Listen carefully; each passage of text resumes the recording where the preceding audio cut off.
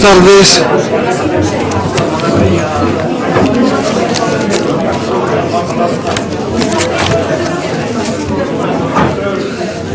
Bueno, xa está. Pero fantástico, madre mía. Pero toda esta xente. Ven aí medio bloque. Entro.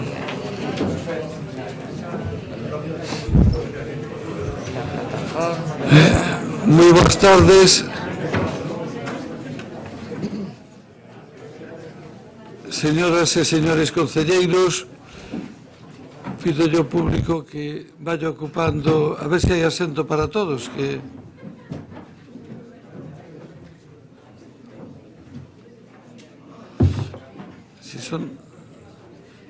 si son tan amables de irse sentando. Sí.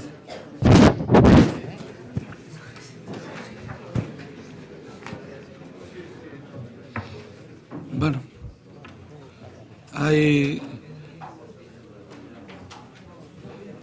vexo que non hai asentos suficientes para todos, pedimos disculpas, pero pregámosles que durante a realización do pleno garden silencio, salvo aqueles que teñan que intervir no momento de facelo. Como é habitual antes do inicio da sesión plenaria, cada vez que hai vítimas de violencia de xénero, se gardará un minuto de silencio. Por lo tanto, se lles parece ben, gardamos ese minuto de silencio.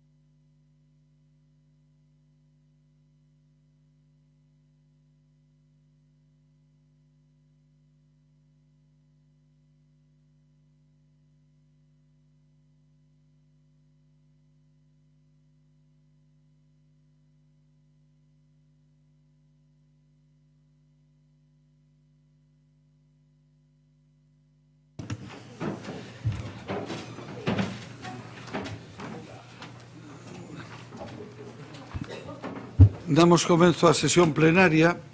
De acordo co Regulamento de Participación Ciudadana, procede que ao inicio da sesión e antes de comenzar formalmente a mesma poidan intervir aquelas persoas que o teñan solicitado perante o pleno. Temos 4 solicitudes que imos a resolver en orden de rexistro, que terá cada un dos intervintes un plazo de 5 minutos. Marcaremos o tempo para que poida haber como discurre. Non sei se temos un micrófono aí. En todo caso, os intervintes poderán elexir entre facelo desde os asentos do público ou, se o consideran oportuno e queren pasar adiante, tamén poden facelo. O primeiro en intervir será don José Martín Rozas Ramos. Aí está, cando vostede queira, ten 5 minutos. Sí. Alcalde, concelleiros, membros e membras do pleno, na pasada legislatura, a Asociación de Veciños de Angrois, a Asociación de Veciños de Sar, a Asociación de Veciños do Viso, Espazo Veciñal de Sar e a Agrupación Folclórica Colexiata do Sar, iniciamos un proceso participativo e activo de diálogo coa veciñanza para exixir a reparación dunha débeda histórica co noso barrio. A absoluta desconexión en materia de transporte urbano. Durante uns anos, o Concello veu retribuindo a SAR cunha rede de transporte que constitúe unha mera apariencia e non ten nada que ver coa prestación dun servicio en termos de dignidade para a veciñanza. Esta é, a día de hoxe, unha das principais causas de malestar entre os veciños e veciñas. Estas demandas para o servicio solvente e útil concretáronse nos seguintes acordos.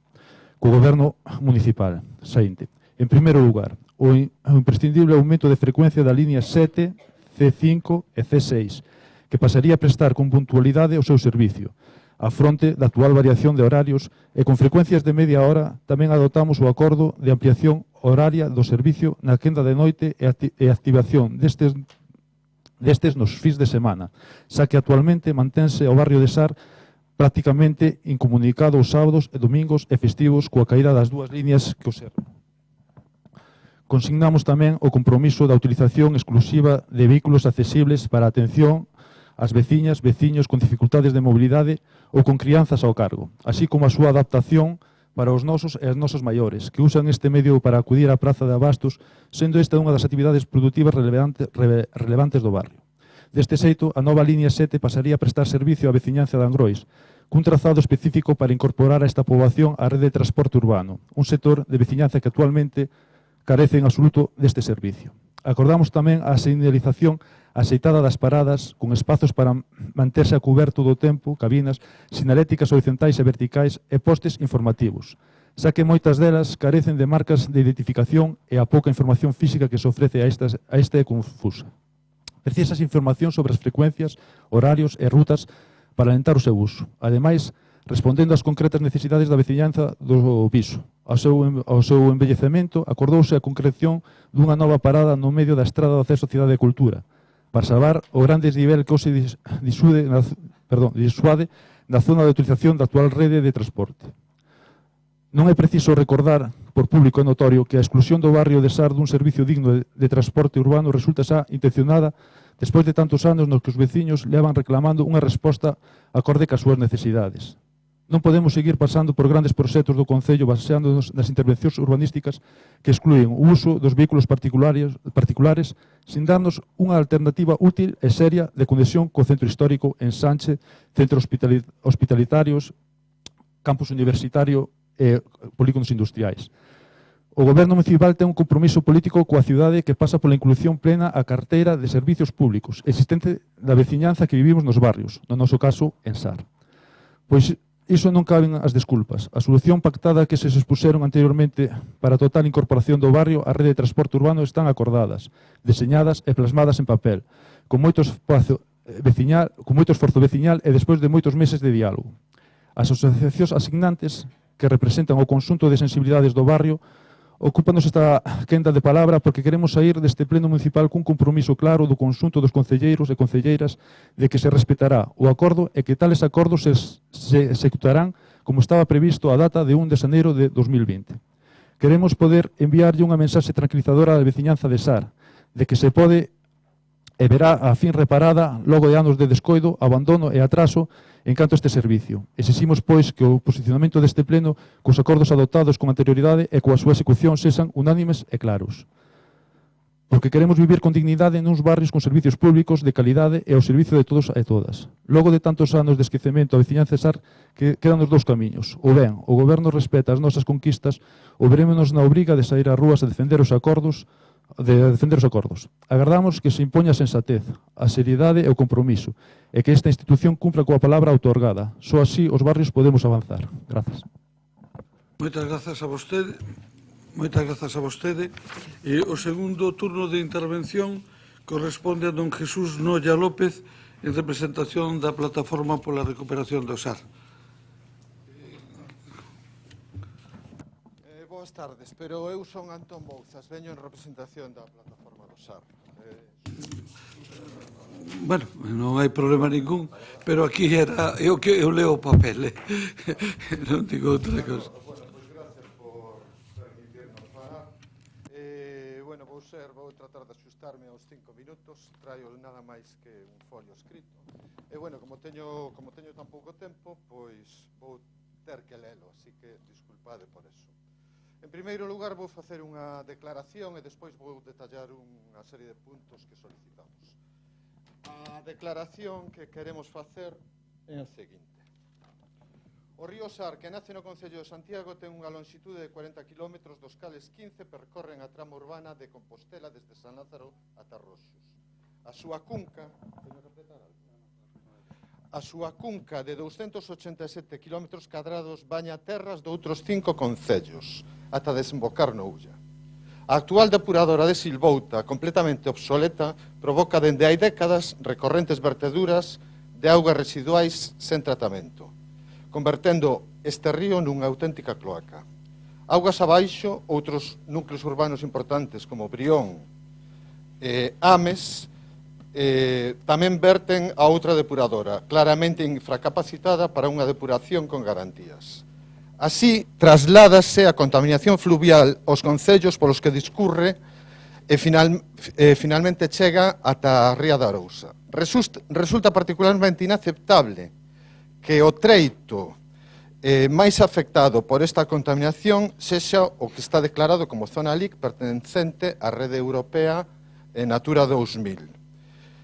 O desleixo e a incapacidade manifesta das administracións municipais e autonómicas motivou que no ano 2011 se constituíra a Plataforma pola Recuperación do río Sar. Hoxe comparecemos aquí reclamando a restauración integral do río, reivindicar a calidade das súas augas, a conservación da súa biodiversidade, a recuperación dos procesos ecolóxicos que garanten a súa dinámica natural e a preservación dos seus valores históricos e patrimoniais.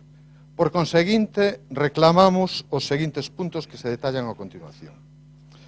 O primeiro, referente ao proxecto de construción da depuradora de Silvouta. Demandamos a participación de algún representante do Concello no equipo avaliador do procedemento de diálogo competitivo para a determinación do proxecto de construción da depuradora de Silvouta.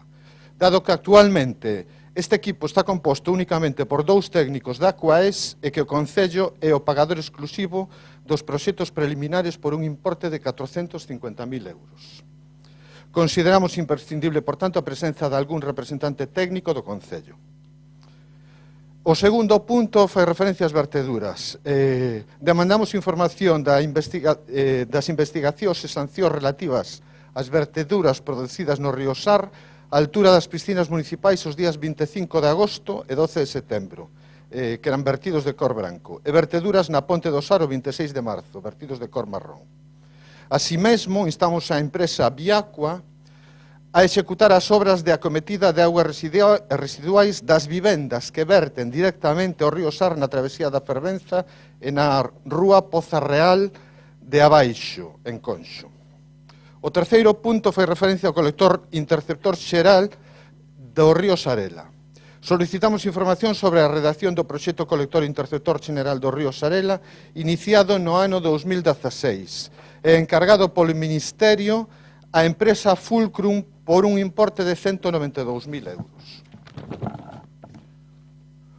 O cuarto punto fai referencia á limpeza do cauce. Pedimos interpoñer unha queixa ante a Xunta de Galicia pola mala limpeza realizada no mes de agosto pasado, solicitando ademais a Augas de Galicia a retirada dos troncos cruzados no río e os tubos vellos que se atopan na canle do río, así como a limpeza augas abaixo da Édar de Silvouta, ata o Souto. O punto 5, instamos a declaración do Souto como espacio natural de interés local, un ENIL, nunha contorna natural de enorme valor patrimonial, arqueolóxico e etnográfico. Nesta zona concéntranse devesas, carballeiras, charcas oligotróficas, eutróficas e brañas, que acollen especies de fauna protegidas polas directivas europeas, como a papuxa do mato, a lontra, a rapa tilonga e o caracol de Quimper. Compre denunciar, aquí neste punto tamén, unha tala a matarrasa sen control dunha carballeira que constatamos hai 15 días, que foi precisamente no lugar onde atopamos o caracol de Quimper, unha especie en perigo de extinción que figura no catálogo de especies ameazadas. Esta corta, presumiblemente, se non se fai nada, rematará nunha repoboación de eucaliptos caso de non adoptarse ninguna medida. O sexto punto fai referencia á protección hidrolóxico forestal da cunca hidrográfica do Sar. Reclamamos e solicitamos a protección hidrolóxica forestal de toda a cunca do Sar, hidrográfica do Sar na súa totalidade, que contemple a conservación e restauración das brañas e regatos de monte, erradicando especies pirófitas e invasoras, como os eucaliptos, e promovendo no seu lugar os bosques autóctonos de ribeiras e ladeiras. Mediante o establecemento de faixas de protección dun mínimo de 25 metros medidos dende as ribeiras, favorecerase non só a regulación e conservación dos recursos hídricos, senón tamén a protección da biodiversidade, a prevención das enchentes, os incendios forestais e a erosión dos solos. O punto 7 fai referencia ás especies invasoras tamén. Demandamos a erradicación urxente da erva da pampa, Cortaderia seollana, que é unha especie invasora que está a propagarse sobre os terreos onde se executaron as obras do colector nas marxes do río Sar, na zona de Torrente, a Rocha e a Escurridía. O penúltimo punto, octavo, fai referencia á restauración das pontes do río Sar. Solicitamos a restauración das pontes sobre o río, algunhas delas con obras paradas dende hai 12 anos, como a Ponte Vella da Riba, na Rocha, outras que o proxecto elaborado é esquecido, como a Ponte Vella de Vidán, e outras sen proxecto, como a Ponte de Negreira na zona do Banquete do Conxo. Finalmente, para rematar, o punto 9 fai referencia ao catálogo de bens culturais. Aquí solicitamos a conservación, protección e actualización do catálogo de bens culturais respecto dos elementos patrimoniais vinculados ao río Sar, particularmente o que está relacionado cas decenas de muiños fariñeiros que están esquecidos en risco de desaparición. Moitas gracias. Moitas grazas a vostede. Se é tan amable, denos o seu escrito, se é tan amable darnos unha copia. Non importa, que eso é o de menos. A terceira intervención corresponde a don Anxo Louzao, en representación de Vía Galega.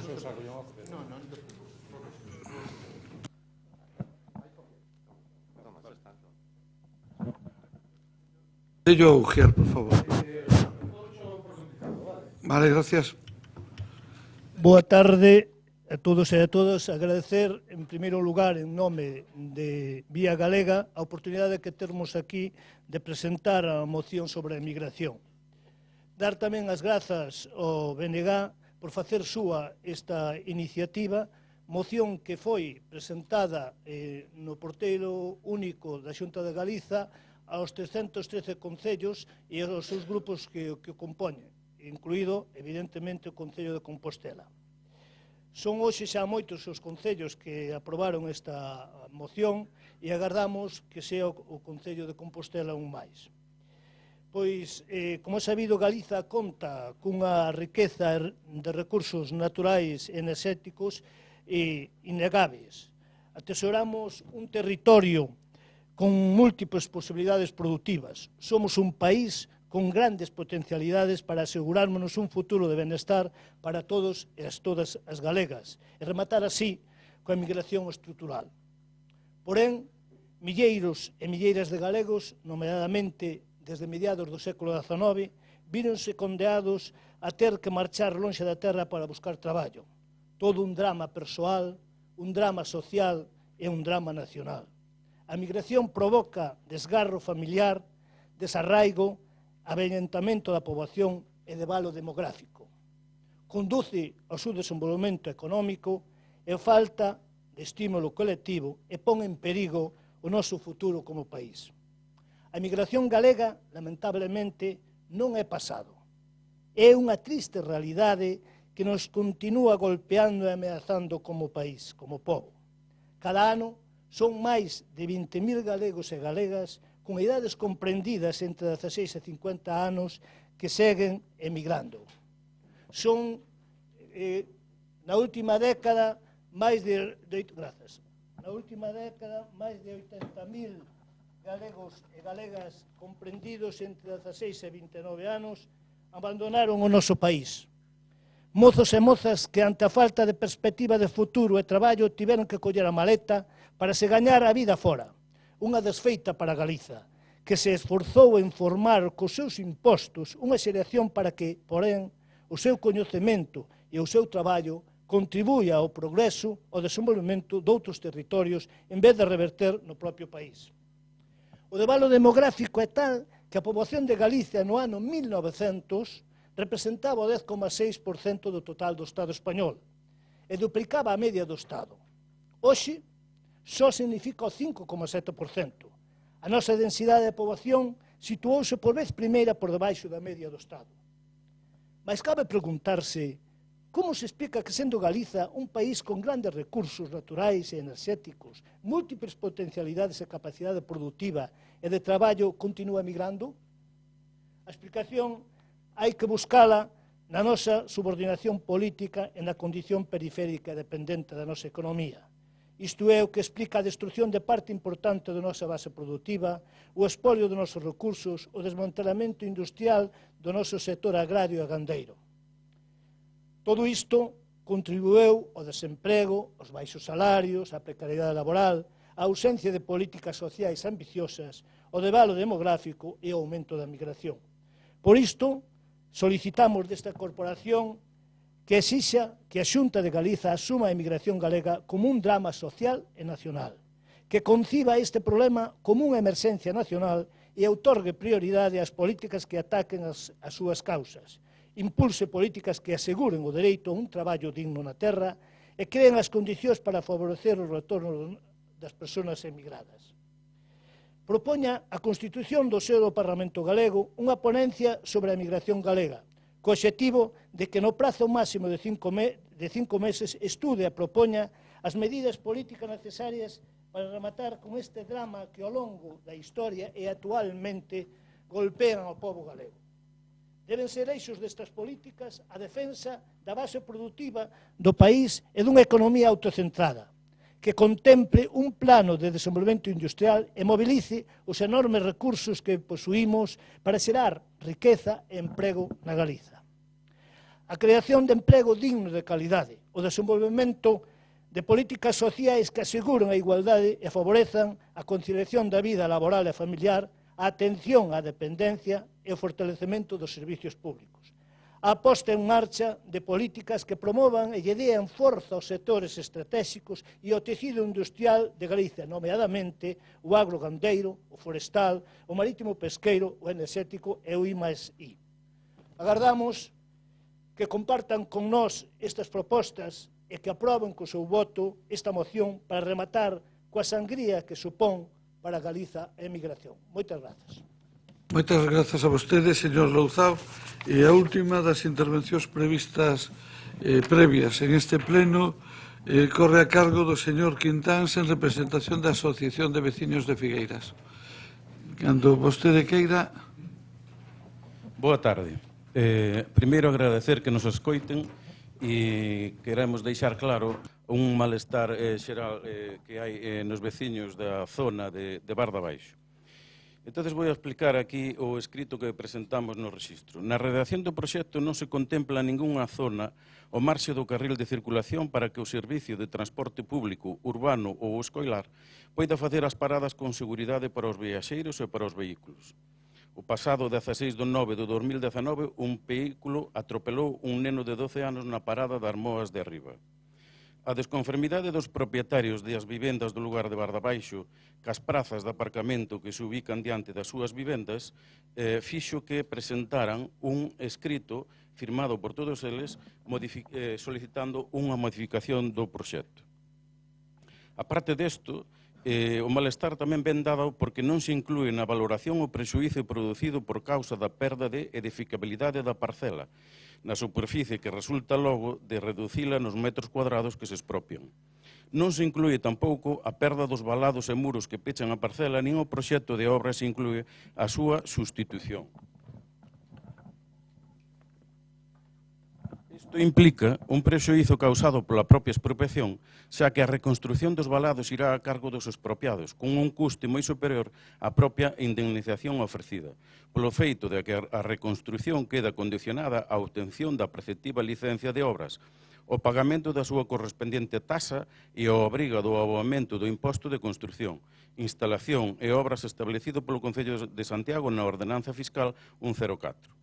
Do mesmo xeito, non se valoran os gastos derivados da modificación de follas rexistrais e catastrais nas correspondentes rexistro da propiedade do catastro, os que están obrigados os expropiados a cuxo cargo van tales modificacións.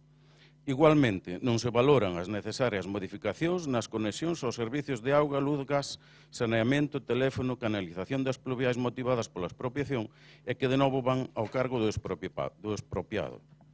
Por todo o anterior, solicito do seu grupo político que se presente unha moción no pleno para o seguinte: que se faga unha modificación do proxecto para incluir as paradas do bus nos puntos que a continuación se detallan, A primeira parada é nas Casas do Rego, no punto kilométrico 0 máis 200. A segunda é en Barda Baixo, no punto 0 máis 800. A terceira en Barda Arriba, 1 máis 200. A seguinte, a cuarta, no Cruce de Pedroso, 1 máis 720. E a quinta, nas Moas de Arriba, 2 máis 240. Que se realice unha reforma do proxecto de obras, eliminando as prazas de aparcamento que se prevén no mesmo desde o punto kilométrico 0708 ata o 0790. No seu lugar, propónse a adecuación do camiño que accede ás edificacións por riba e con acceso á CP 7803 no cal poden habilitarse as devanditas prazas sin necesidade de expropiar terreos nin afectar a edificabilidade das parcelas.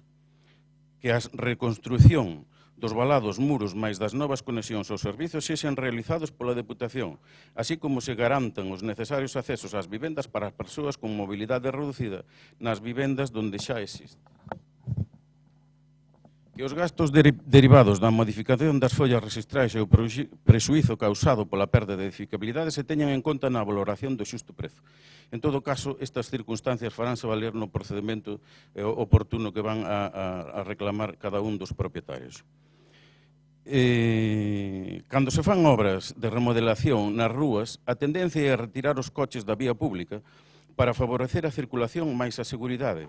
Non se entende neste caso que se fixen unhas prazas de aparcamento que os veciños da zona non pediron nin queren. Neste caso, a veciñanza da zona presentaron escrito no registro municipal solicitando que se eliminen as prazas de aparcamento do proxecto. A senda recén feita desde Vidán a Roxos, no Concello de Santiago, non ten ningunha zona de aparcamento en todo o seu traxecto. Na páxina electrónica do catastro ou en Google Maps pódese ver e apréciase con nitidez o camiño existente que vai por detrás destas vivendas. Cando se fixo o colexio dos convenianos, anulouse este tramo final do camiño que remataba na actual 7803. Probablemente, no Departamento de Patrimonio do Concello se poderá comprobar a veracidade desta información.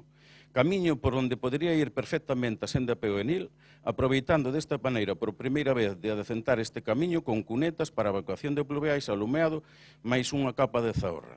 No lugar onde se propón a parada do bus urbano, un triángulo entre a propia estrada 7803 e o camiño posterior que hai por detrás das vivendas, son tres os propietarios que polas dimensións máis pola ubicación, estes non poden nin cultivar nin construir nada. Polo tanto, parece un sitio idóneo para ubicar a parada do bus separada do carril de circulación para garantir a seguridade tanto dos viaxeiros como dos vehículos. Un dos propietarios xa se comprometeu a cedela para este fin. Polo tanto, solicito de todos os grupos políticos que aceptedes esta proposta. Moitas gracias pola vosa atención. Moitas gracias, señor Quintáns. Rematados o turno de intervencións correspondentes á ciudadanía, damos comenzo formal á sesión plenaria, comenzando polo sometemento a votación da moción conxunta formulada por todos os grupos políticos municipales relativa ao inicio dos trámites para a concesión da medalla de ouro da cidade ao Colexio de Abogados de Santiago con motivo dos seus 175 anos. Entendo que é por unanimidade. Por tanto, se declara por unanimidade a urxencia e se discutirá no momento que proceda. Pasamos ao punto número 1, que é a aprobación se procede das actas correspondentes ás sesións do 24 de outubro, 31 de outubro e 14 de novembro. Formúlase algún tipo de reparo ou obxección? Ou entendemos aprobadas as actas? Entendo que quedan aprobadas as actas sin ningún reparo ou obxección. O segundo punto é a proposta de irmanamento coa cidade de Braga, en Portugal. Sería o inicio do procedimento de irmanamento que se lle daría traslado ao Consello Asesor de Condecoracións para formalizar a proposta de convenio que virá a un novo pleno no que se procederá a aprobación definitiva deste irmanamento xunto con ese convenio. Entendo que por unanimidade de todos os grupos. É así, pois queda aprobado por unanimidade de todos os grupos.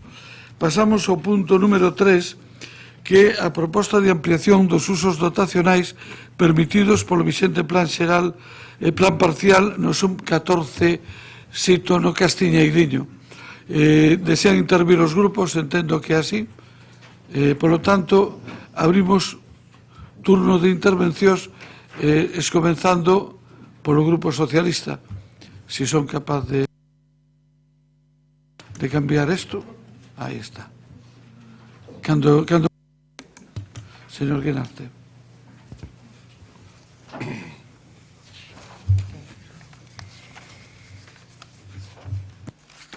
Sí, boas tardes a todos e a todas. Bueno, eu creo que está perfectamente explicado na documentación que se remitiu ao Pleno e xustificado o cambio de usos desa parcela.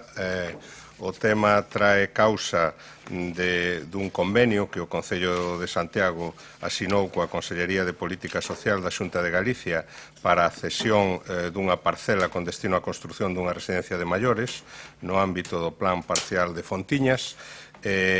Con posterioridade a ese convenio, a Consellería de Política Social remiteu un escrito ao Concello no que fai notar que esa parcela polas súas dimensións non é axeitada para o proxecto que se quere levar a cabo de residencia de maiores e, por tanto, solicita ao Concello que poña a disposición da Xunta de Galicia outra parcela que reúna as condicións axeitadas para que poida desenvolverse ese proxecto. Logo de valorar as posibilidades, pois o Concello plantexa que sexa a parcela de referencia deste punto da orde do día a que sexa ofrecida á Xunta de Galicia para levar a cabo esa residencia de maiores, ademais, pois, cos criterios de calidade que nos parecen imprescindibles en canto a tamaño da parcela e, por tanto, a poder levar a cabo unha edificación cos requerimentos do proxecto e, ademais, pois, cun espazo axeitado para zona verde nas inmediacións da edificación, non? Querería resaltar simplemente xa para rematar que estamos falando dunha dotación para ser xestionada como residencia pública de maiores da Xunta de Galicia e que, aínda que estea ubicada no Concello de Santiago, e obviamente tamén haberá persoas do noso Concello que sean beneficiarias desa infraestructura, polos criterios que ten establecidas a propia Xunta de Galicia para admisión de persoas, por tanto, concesión de plazas nesas residencias, non é ni moito menos unha dotación adicada exclusivamente aos residentes na nosa cidade. Digo isto porque o posible argumento da integración nun ámbito determinado do tecido urbano pois non resulta determinante, porque a inmensa maioría probablemente das persoas que van estar nesa residencia seguramente non ten de partida a súa residencia en Compostela, nin probablemente a súa familia, e quizás tan importante como que estea ubicado nun determinado espazo con tecido urbano é que estea ubicada nun lugar onde a comunicación sexa fácil para que as persoas que veñan a visitar os seus familiares nesas residencias se poidan achegar a elas. Nos consideramos que a parcela agora ofrecida pois é a mellor opción dentro das posibles e o que temos é o máximo interés en que obviamente esta infraestructura pois se leve a cabo canto antes. Moitas gracias. E polos grupos, doña Goretti. Sí, boa tarde, compañeras e compañeiros, e tamén ao público que que decidiu ficar tamén para a sesión. Desde o Bloque Nacionalista Galego non nos imos opor a este cambio, está claro para que pois poida esta parcela localizada neste caso do Castiñeiriño pois albergar esta residencia de maiores que finalmente pois que vai facer a Xunta de Galiza a través dun convenio coa Fundación Amancio Ortega.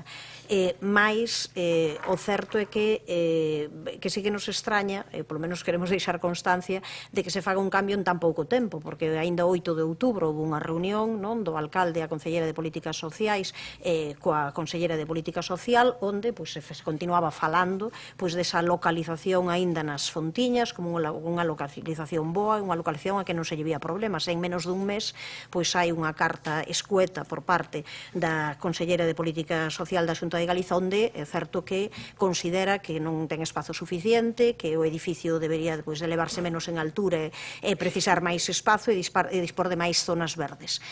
A nós parecíanos que o lugar, a localización das Fontiñas, entendendo tamén o que acaba de comentar o concelleiro, é certo que pode haber moita xente que non sexa do propio Santiago de Compostela, mas sí que esa localización nas Fontiñas, desde logo, tiña unha contorna que nos parecía máis agradable para esa localización, e tamén é certo que a localización no Castiñeiriño ao final sitúa esta residencia nunha zona próxima a outra residencia de maiores. Ao final acabamos concentrando iso nunha zona da cidade. En todo caso, vista que esa é a petición e que hai posibilidades para facilitalo por parte do Concello, entendemos que hai que darlle para adiante, hai que facilitalo, pero ao mesmo tempo hai que pensar que un barrio como as Fontiñas é un barrio moi necesitado de centros de día, igual que outros lugares, que outras localidades, outros barrios e parroquias tamén do Concello de Santiago, e por iso nos aproveitamos para inmediatamente, nun punto que debateremos máis tarde, falar de que debe de haber eso xa un centro de día, onde sí que ten que haber esa vinculación co barrio, esa vinculación ca zona,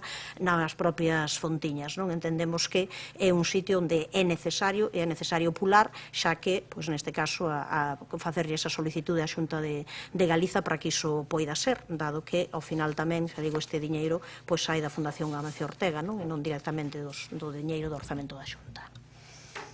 Moitas grazas, señora San Martín, por Compostela Aberta. Perfecto, señor Duarte. Moi boas tardes a todos e a todas. Boas tardes tamén a todos os veciños que interviron e que hoxe nos acompañan coa súa presencia aquí neste pleno. Neste punto en concreto, nos tiñamos claro que este cambio de situación non é positivo.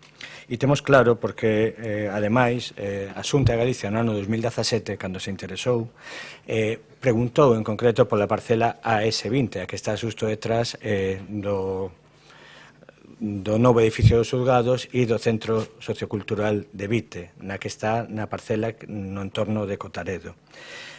Naquel momento a Xunta preguntou por esta parcela, a S20, cunha superficie maior que a que estamos falando, e a través das negociacións do anterior goberno, entendimos que a mellor ubicación, e aí estaban tanto de acordo o goberno como a Xunta, era a que se propuso finalmente ao lado da ludoteca.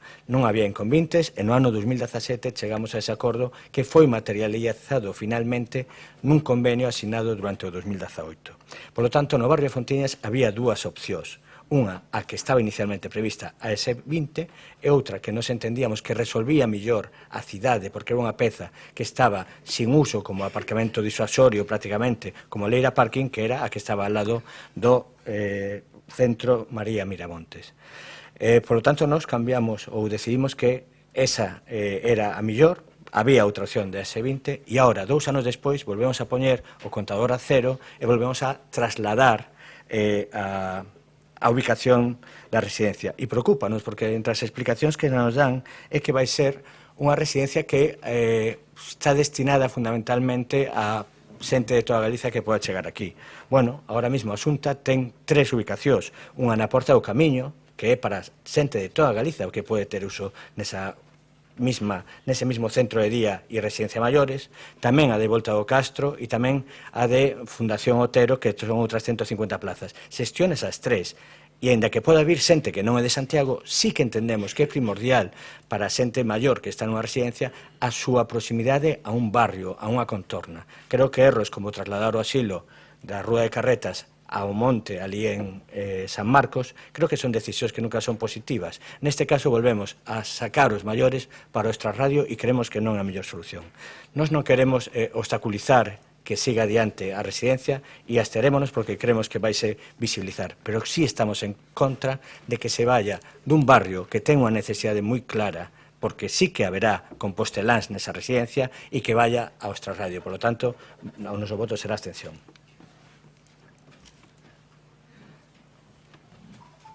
Gracias, alcalde. Boa tarde, concelleiras, concelleiros. Perdón, don Alejandro, ten vostede a palabra. Sí, gracias. Estaba... Bueno, xa me anticipei. Concelleiras, concelleiros, veciños, la verdad, señor Duarte, es que da la sensación de que ustedes, Compostela Berta, tienen algún tipo de tema o de obsesión contra el barrio del Castiñeiriño, porque es un barrio tan digno para albergar pues, un equipamiento público como otro cualquiera. Entonces no entiendo esas menciones críticas siempre al Castiñeiriño, como si fuera de extrarradio, un mundo aparte, que ya pues, se han planteado no solo respecto de esta cuestión, sino respecto también pues, de la posible construcción de viviendas sociales, ¿no? Pero, en fin, allá ustedes. Un equipamiento público de esta naturaleza puede tener indudablemente un valor añadido, que es el de ser pues, un elemento tractor o un elemento de dinamización social de un barrio, pero eso es un elemento, como digo, de valor añadido. El valor principal es otro, el valor principal es el de ofrecer el mayor número de plazas asistenciales y, sobre todo, el de ofrecer pues, una residencia con una cierta calidad de vida para sus usuarios, ¿no? Pues, oye, bienvenido sea el cambio de parcela si eso pues permite que los usuarios, que las personas mayores que van a vivir allí sus últimos años, pues puedan disfrutar de una zona verde, y ese es el motivo fundamental para el cambio de la parcela que nosotros, lógicamente, suscribimos. Nada más y muchas gracias. Moitas gracias, don Alejandro. Si me dá permiso o concelleiro, pois interviño no seu lugar. Mire, decir 4 cousas nada máis. No ano 2009 a ubicación da residencia estaba prevista a carón do Conservatorio de Música. Na parte de abaixo, unha parcela de 5.000 metros, e de feito hai unha oferta oficial e un acordo do Concello remitindo e plantexando a Xunta de Galicia a posibilidad de construir a residencia aí, que xulgábamos que era un sitio axeitado. Na reunión do 8 de outubro que lembraba a señora San Martín e a que asistimos a concelleira máis eu mesmo, perdón, que non me... Bueno, sigo con ese tempo. A esa reunión, por parte da conselleira, se plantexou de forma intensa o cambio de parcela. Eles non o plantexaron porque o proxecto, que como ustedes saben, redata e financia a Fundación Ortega, de unha residencia bastante baixa, con unha ocupación total da parcela en a que físicamente non quedaba espacio para delimitar unha zona donde as persoas maiores que non poideran moverse libremente pola vía pública poideran estar. Nos insistiron, en ese momento a concelleira máis eu mesmo defendimos o acordo que adoptara a corporación e ademais non defendimos o volver, digamos, á posición inicial da corporación porque hai o compromiso vinculado tamén ás obras de facer o aparcamento a carón do conservatorio. E dixemos, bueno, é que ahora volver atrás nos metemos en un lío. Eso quedou así, hasta que con posterioridade eu recibí unha chamada da conselleira na que a conselleira me manifestou que definitivamente a residencia aí non entraba e que aí non a podían facer. Entón, que querían buscar outra ubicación. Coa conselleira recorrimos diferentes ubicacións posibles, incluindo Santa Marta, a carón de onde está o centro social, o centro tamén vinculado ao teatro, incluindo o Avío e incluindo Castiñeiriño. A conclusión a que chegaron os técnicos da Xunta de Galicia é que a parcela que querían é a do Castiñeiriño, e iso que se plasma no sucinto escrito que nos plantexan. E por último, nós non queremos que o Castiñeiriño, e menos a día de hoxe, se poida considerar nin unha zona marginal, ni siquiera extrarradio da ciudad. E, desde logo, é a nosa obrigación facer todo o posible para que o Castiñeiriño sea unha zona de referencia da ciudad. Pero, incluso a nosa opinión, hubiéramos preferido que fora en Santa Marta, pero aceptamos, digamos, o criterio da Consellería. Eso é o que quería aclarar. Seguimos o segundo turno de intervencións. A señora San Martín quere intervir. Vostede quere intervir, señor Duarte? Nunca dicen marginal, dicen unha situación de extrarradio menos central, e o digo porque no debate da comisión falouse desto. A residencia de Porta do Camiño, a residencia da Porta do Camiño é residencia e centro de día, residencia de terceira idade, e é para toda Galiza, un servicio comunitario para toda Galiza, e non ten ningún problema e está utilizado exactamente. Entendíamos que aquí a residencia Otero cumple con esa función. Para nós era fundamental recuperar ou manter a ubicación en Fontiñas. Nós non estuvemos falando en ningún momento da parcela que está colindante ca escola, co conservatorio. Falamos da que está xusto por riba do centro sociocultural, que está dentro dun parque, por así decirlo. O Parque de Cotaredo está, esa parcela, dentro dese espacio. Si se desechaba por unha cuestión de superficie a que nos ofrecíamos, que é a que está na ludoteca, volver a este outro uso. Porque a mí o que realmente me preocupa, e creo que o que se usase aquí é que ao final nos plegamos sempre o que di a Xunta. E creo que en este caso o que hai que ver é o que lle interesa a cidade. E a cidade lle interesaba que esta residencia da terceira idade está en Fontiñas. E por eso nós non apoiamos este cambio e ímonos a abster. Moitas grazas. Desea intervir novamente o Partido Popular. Bueno, pois simplemente no turno de peche é unha parcela chan 6.000 metros cuadrados. Nos pareceu unha ubicación non a máis idónea, pero si unhas condicións físicas que son as máis idóneas. Por a nosa parte máis nada, entendo que se somete a votación. Votos a favor do punto número 3, ampliación dos usos dotacionais permitidos polo vigente plan parcial do SUN 14 transpersoal na reserva de equipamento docente. A favor. Grupo Socialista PP. En contra, ningún. Abstencións. Compostela Aberta quedaría aprobado. Moitas grazas, señor secretario. Pasamos ao punto seguinte, que son, en realidad, o 4 e o 5, que acordamos na Xunta de Voceiros debatilo conxuntamente. Por lo tanto, aínda que os límites de tempos son os que son, os interpretaremos con xenerosidade toda vez que efectivamente son 2 puntos en un. Por lo tanto, doña Marta, cando vostede queira. Bueno, non pasa nada. Da igual. Non vou a ser moi breve. Boa tarde a todos e a todas. Nada, simplemente xa vistedes que se somete a consideración do Pleno para a súa aprobación, por unha parte, o suplemento de crédito por importe de 5.055.32,54 euros, con destino a amortización de débeda bancaria, financiado con remanente líquido de tesouriría para gastos xerais do Concello do exercicio 2018, e, por outra parte, o suplemento de crédito por importe de 1.379.570,40, tamén con destino a amortización de débeda bancaria, financiado neste caso con remanente líquido de tesorería procedente das operacións e dos pagos pendentes de aplicar a 31 de decembro de 2018 e da inversión financeiramente sostible non executada, é dicir, que non chegou a fase o a 31 de decembro de 2018.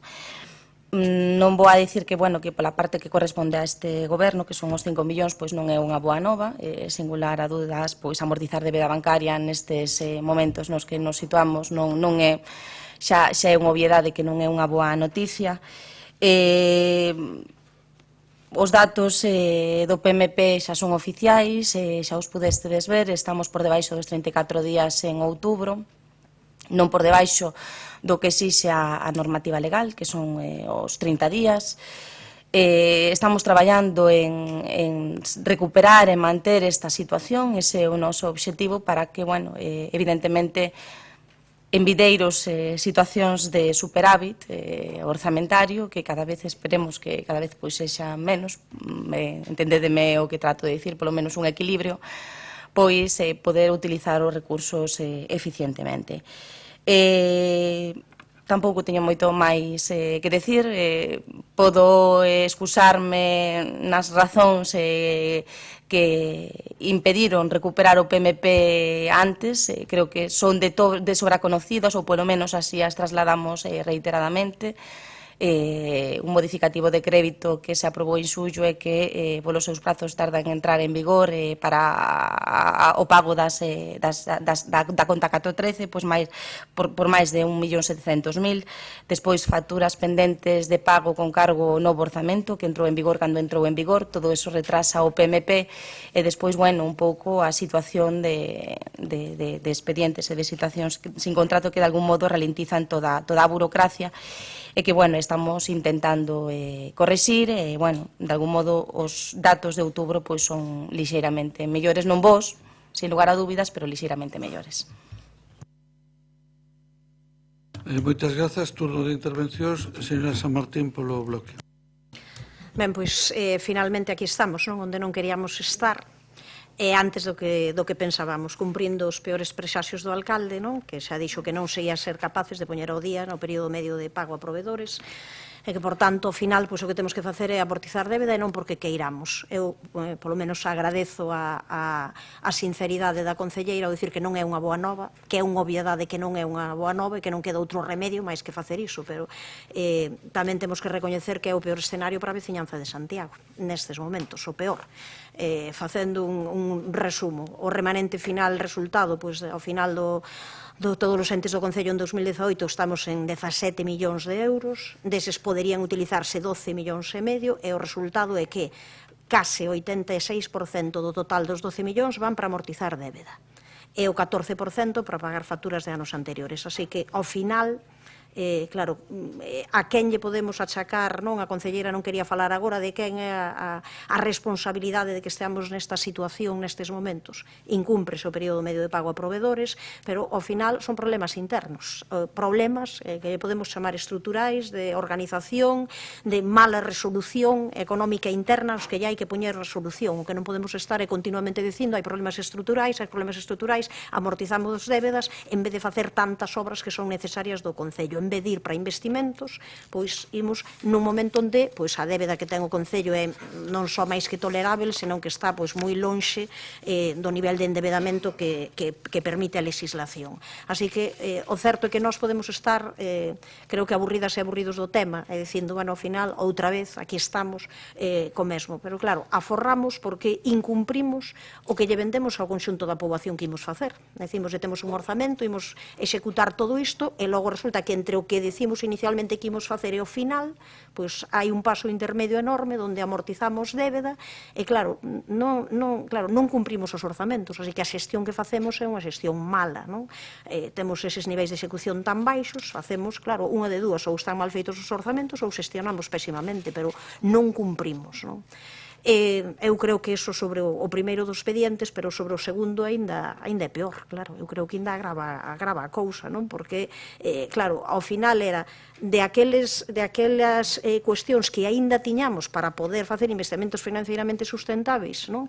De todo o que nos sobraba de 2017, ao final non o fixemos tamén. O sea, ao final tiñamos tamén unha serie de posibilidades de facer uns investimentos en 2017 e ao final, pois, case, non? Pois, temos ese 1.300.000 euros de investimentos financeiramente sustentáveis que non chegaron a gastarse, obras sin facer, operacións pendentes de aplicación. Entón, é o certo que, bueno, por amortizar que non sexa, non? Aí estamos, amortizando débeda, e o único, non? Eu creo que xa a estas alturas é certo que non compensa pois facer e mirar, isto é o que nos queda, e nós o único que agardamos é que isto non se reduza a que todo o mundo recoñezamos os problemas estruturais e que ninguén lles faga fronte, senón que esperamos que dentro dun ano non esteamos aquí nunha situación similar, que digamos que estes 34 agora días, pero que son a continuidade de uns meses onde chegamos aos 100 días de período medio de pago a proveedores, que haxa pois ese compromiso de que se pague en tempo e forma nos 30 días permitidos pola legislación e que poidamos, pois, a partir de agora, pois sempre poder investir en obras necesarias para a cidade. Porque senón, ao final, o que estamos cometendo é unha fraude coa cidade. Estamos cometendo unha fraude con santiagueses e santiaguesas onde decimos que temos unha cantidade enorme de diñeiro e logo ao final, pois, a foto inicial e a final non se parecen. Entón, bueno, só fica esta posibilidade, o BNG, como é lóxico diante dunha opción en que non podemos facer nada, ou é A ou é A, pois o que imos facer é absternos, e o único, digamos, que o único, xa digo, que nos reconforta é que polo menos non se poñen desculpas e que se di que isto pois, non é unha boa noticia para Santiago de Compostela e que hai que tomar nota para que isto non volva a acontecer. Moitas grazas, señora San Martín. Entendo que por Compostela Aberta intervén o señor Noriega. Bueno, moi boa tarde, compañeros, compañeras de corporación, veciños e veciñas que están escoitando o pleno e participaron activamente nel coas súas reivindicacións. Onte estábamos na gala da cadena SER, que é unha gala na que concordamos hoxe todos os portavoces dos grupos, que é agradable e dinámica, non? E na que, dentro dos chascarrillos que fixo un dos presentadores, Luis Pardo, interpelando o actual alcalde, decía que non podía mirar moito para atrás co retrovisor porque senón ibas a acabar impugnando a si mesmo despois de ter sido tantos anos alcalde de Santiago, non? Eu supoño que ninguén está exento diso e cando mira polo retrovisor tamén ten que ser leal ás experiencias que tivo dentro da responsabilidade de goberno e empatizar cando outros noutros momentos non o fixeron, non? Entón, esta situación que se está a dar hoxe no pleno, no noso mandato deuse nunha anualidade na que non se cumpliu co período medio de pago a proveedores e houve que destinar a totalidade dos fondos a amortizar débeda bancaria. É certo que eso conlevou que a saúde financiera do Concello sexa boa, recoñecida a toro pasado polo conxunto desta corporación e que haxa marxen para facer políticas públicas, porque a débeda bancaria, que era no 2011 de cerca de 70 millóns, en estes momentos está preto de 23 millóns de euros. Entón, nese sentido, facendo bo tamén o chascarrillo de Luis, non vou a ser eu o que de alguma maneira faga un exercicio de desmemoria e no que verdadeiramente faga unha crítica feroz. Sí que me gustaría acotar algunhas cuestións.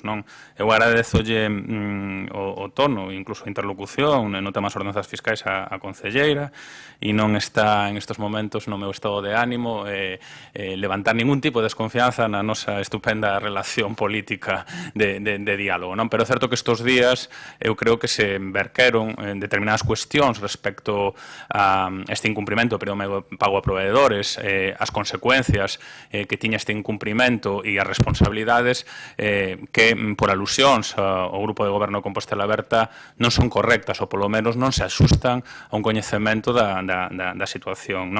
Porque é certo que aquí se abriu o abano da situación que se deu para incumprir o período medio de pago a proveedores, pero non se explicitou o que se dixo públicamente en moitos medios de comunicación. Dise explícitamente que o feito dos recoñecementos extrajudiciais de crédito, iso conlevou a que non se cumpría co período medio de pago de proveedores, o que ven sendo regulación de contratos, e que eso era tamén unha herencia e unha herdanza de Compostela Aberta. Eu creo que todos e todas asumimos as nosas herdanzas, pero que non é correcto, non é correcto. Eu quero pensar que a concelleira Marta Val, que é unha persoa capacitada técnicamente, é consciente do Real Decreto de 2017, que ven a decir como se contabiliza o período medio de pago, e dende o ano 2017, para calcular ese prazo, non se ten en conta a data na que o proveedor emite a factura, senón a data na que a factura está conformada, é dicir, cando o Departamento de Intervención a aproba. E, polo tanto, esas facturas que de alguma maneira se imputaron na herdanza de Compostela Aberta pola vía do recoñecemento extrajudicial de crédito, as que aludiu públicamente a concelleira para culpabilizar da famosa herdanza ao goberno anterior, non se teñen en conta a hora de calcular o período medio de pago. Se eso lle sumamos que este novo goberno tivo a ben aprobar, co apoio do Partido Popular, un orzamento técnico, en teoría, para viabilizar os pagos, unha cuestión que non aconteceu ao inicio de ano, onde por cálculo electoral se impediu que o goberno seguinte tivera un orzamento en beneficio da cidade. Se iso lle sumamos que tamén se aprobou un modificativo de crédito, as excusas non poden estar únicamente nunha herdanza que non é tal, senón nun mal funcionamento da casa. E aquí, casi 6 meses despois de ter chegado ao goberno, topámonos ca dura realidade, Que pasa? Que estamos moi ben afeitos, non? Onde antes había follas, esgalla e apocalipsis, agora hai manto foliáceo. Onde antes había riadas, xente en barca, que isto parecía Venecia, pois agora hai pequeñas inundaciones.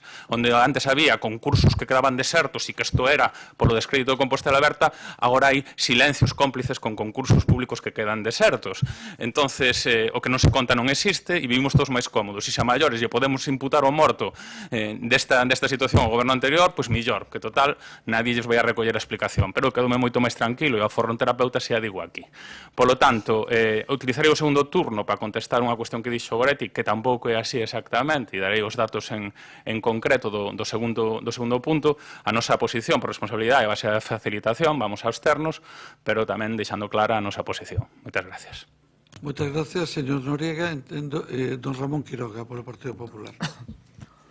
Boas tardes, concelleiras, concelleiros, señor alcalde. Hoxe formula Santo Pleno a constatación elocuente do fracaso das políticas públicas de investimento do goberno municipal. De un fracaso na forma de traballar do goberno máis preocupado por facer política que pola xestión a prol das veciñas e veciños. De un fracaso na planificación, na execución, na xestión económica e financeira, na colaboración ofrecida mediante a asignatura dun pacto fiscal, en definitiva un fracaso para a cidade. Pero tamén asistimos hoxe a un sepelio de 18,6 millóns de euros para a capital de Galicia, de como o goberno municipal deixa de investir nada máis e nada menos cos referidos 18,6 millóns. Así, sen máis, por manifesta incapacidade na xestión. Casi despois xa de medio ano de goberno, evidentemente non vale eso de que acabamos de chegar, non temos cartos, etc., etc., etc. Perto de medio ano de goberno é tempo de abondo para ter feito polo menos un minúsculo, pequeno ou grande plan de investimentos, ou polo menos algo. Saben que tan sequeira pedimos moito, pero polo menos pedimos que se fixera algo. O que temos é 0% de investimentos derivados do superávit. Plan fiscal 0.0, plan de investimentos 0.0 ou, que é peor, plan de investimentos menos 18,6 millóns de euros. E recordando, venos agora a mente o que foi a reunión que tivemos con vostedes para falar do posible pacto fiscal, en a que xa intuíamos que non había moitas posibilidades cando se justificaba a necesidade de dispor de máis recursos, etc., etc. E o noso voceiro preguntoulle se ian executar todo o previsto.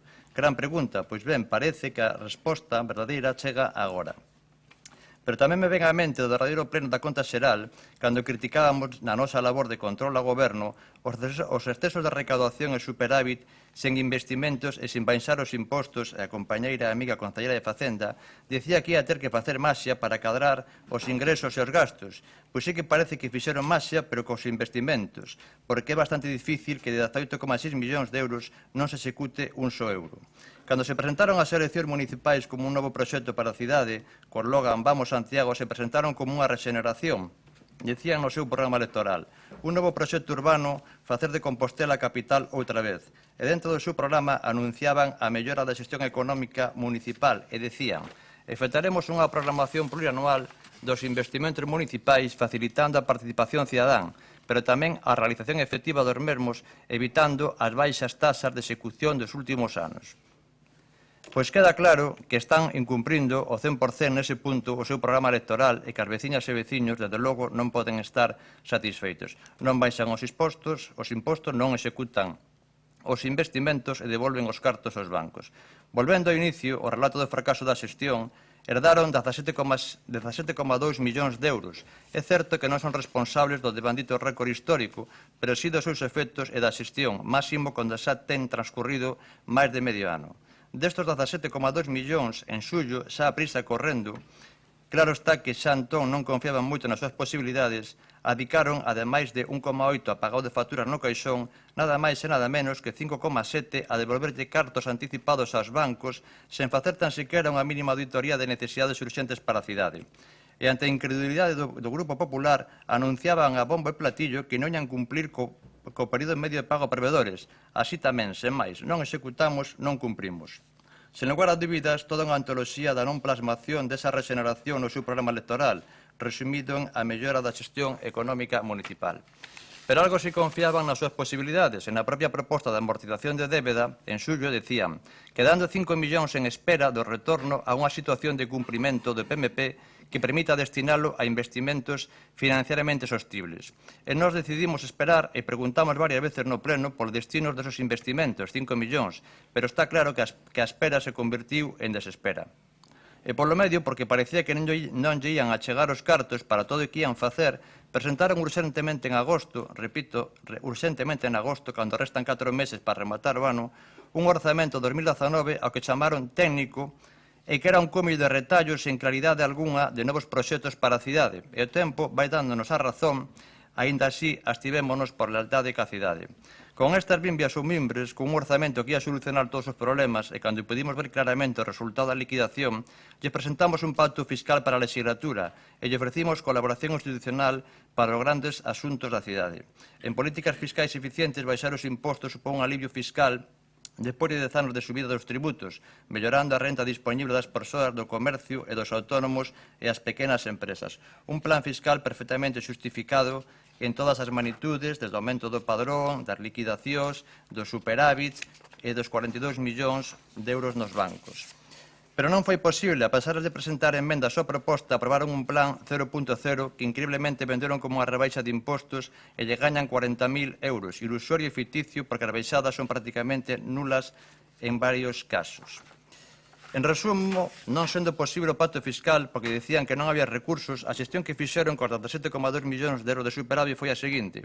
Pagaron 1,8 millóns de facturas atrasadas, nada que dicir, devolverlle en suyo anticipadamente aos bancos 5,7 sen ningunha necesidade, cun volumen de endebedamento e mínimos históricos no Concello, deixaron 5 millóns en reserva para facer investimentos que agora pagan os bancos, aprobaron un orzamento para dotar de crédito novas partidas a executar, tendo 17,1 sen executar, aos 5,7 e 1,8 en facturas e os 5 que deixaron en reserva todavía lle restan 4,6 para chegar aos 17,2. Creo que se acordará que lle dicíamos que lle quedaban 9,6 e non 5, agora parece que está claro. E finalmente atopamos máxia porque tamén aparecen 1,3 en executar do ano 2017. En total, 18,2 millóns de euros sen que execute un só euros en investimentos na cidade. O máis grave é porque este ano tamén, ademais, o seu líder nacional lle brindaba a oportunidade de, con só facer a introducción do gasto, poder executalo en 2020, pero tampouco. E porque os 17,2 máis 1,4 que aparecen agora, en total 18,6, resulta que 4,6 se poden executar sin cumplir o PMP. Repito, sin cumplir o PMP, polo que tampouco teñen dita excusa. E, ademais, tanto para gasto corrente como para investimentos a través dun suplemento ou un crédito extraordinario. É dicir, en resumo, nin cumprindo nin sin cumprir o PMP executan un só euro de investimentos na cidade. Pero iso non é todo, porque están preto de conseguir o que prácticamente ningún concello é capaz de conseguir, que é a débeda cero, pero sen facer investimentos. Polo que xa temos plan fiscal cero, plan investimentos cero, e na senda da débeda 0.0. Porque para este ano está previsto realizar cunha débeda de 25 millóns mínimos históricos e agora que lle devolven aos bancos 6,4, rematan con 18 de endebedamento. En conclusión, teña por seguro que non nos gusta ter que facer esta crítica cando supón a falla de investimentos na cidade e cando por fin queda meridamente claro que non existía ningún impedimento financiero para chegar a un acordo no pacto fiscal que lle ofrecimos a igual que consenso e cooperación nos grandes asuntos da cidade. Depois de medio ano de goberno, as cousas, en vez de mellorar con respecto á legislatura pasada, parece que empeoran hasta chegar non a executar 18,4 millóns de euros na cidade, cumprindo ou sin cumprir o PMP, que xa de por sí é preocupante. Non desexamos para nada esta situación, desexamos polo menos criticar un baixo grado de execución, pero en ningún caso unha execución de 0% de investimentos. Esperamos que melloren polo ben das cidades e remato recordándolle as súas propias palabras do pasado mércoles na entrega dos novos carnés dos voluntarios de protección civil, cando falaba do próximo Xacobeo e dicía que necesitaría da colaboración de todos, Xunta de Galicia, Estado, e tamén incluía que necesitaría a colaboración do DEAM. Dende logo, a nosa terá para os grandes asuntos, aínda que non asine un pacto fiscal, e que é bo para os ciudadanos. Prevista a situación, señor alcalde, creo que na xestión do Concello tamén deben comentarse o DEAM, que seguro que lles axudará. Moitas gracias. Teremos en conta o seu consello, pero vostede calcule mellor o texto para a próxima intervención.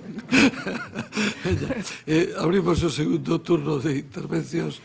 Doña Marta. Nada, eu moi breve, a verdade, porque teño que recoñecer, señor Quiroga, que é un maestro de mesturar cousas, xa non sabía nin de que estábamos falando, si das ordenanzas, da execución, da liquidación, de tal. A ver, obviamente hai un problema, é dicir, hai que mellorar a xestión, é evidente. Levamos 5 meses, señor Quiroga, non levamos 4 anos. Eu xa comecei a miña introdución dicindo que non era unha boa nova. Obviamente non é unha boa nova. Intentámoslo por todos os medios, es máis, traemos a modificación in extremis, é dicir, cos prazos pilladísimos, intentando buscar e articular algún mecanismo que nos permitira levar eses cartos a investimento financieramente sustentable, pero, bueno, ao final, pois non foi posible, e non é unha boa nova. Entonces, separemos eso, separemos ese tema da execución ou do que debe de ser a mellor execución do orzamento e, dende logo, do que debe de ser o orzamento, porque, bueno, obviamente os datos aí están. Nada, tampouco quero decir moito máis, obviamente non quero volver a recrearme un pouco en todo o que xa sabemos, e, bueno, concluo aquí a miña intervención. Moitas gracias, doña Marta. Señora San Martín. Sí, dúas cuestións moi breves. Claro, hai que distinguir, creo eu, claro, ter boa situación económica, non? Claro, o problema non é ter boa situación económica, claro, estamos falando dun concello, o problema é ter boa xestión económica. Nós o que temos que responder diante do conxunto da poboación é se facemos boa xestión ou non. Porque, claro, ao mellor, alguén sí que lle interesa ter moito diñeiro acumulado nos bancos e tal, e gusta, e o tema de telos debaixo do colchón, pois é un clásico, non? Agora, claro, nós, desde o BNG, xa dixemos máis dunha vez, non estamos por esas políticas de déficit cero cando hai tantas necesidades, hai tantísimos sitios en que investir.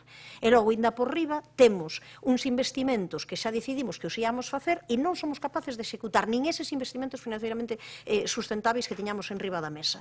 Entón, claro, eu o que digo, xa neste caso, para a concelleira para o ano 2019, que se mire, non teñamos un novo superávit no 2019, vai haber, non? Cheguemos a tempo, vexamos o que facemos con ese superávit e atendamos as necesidades, porque senón, claro, o que imos ir facendo é seguiremos reducindo a débeda, pero ademais creando unha falsa ilusión que soñemos un orzamento onde decimos que imos gestionar non sei cantos millóns, pero logo non o facemos, e ao final, pois claro, o que estamos facendo, insisto, pois é un engano clarísimo, e temos que ser capaces de conseguir que o período medio de pago a proveedores se faga nos 30 días, porque iso é un mal para esas pequenas e medianas empresas, pero tamén ao final é un mal para o conxunto da poboación, que finalmente pois non pode utilizar estes remanentes en cuestións que son, estou segura, hai unhas cantas serie de obras, verdade, que non se puderon executar ou que se executaron a medias ou que están aí pendentes e que podían executarse perfectamente con este diñeiro que imos pois devolver aos bancos. Moitas grazas, señora San Martín. Señor Noriega.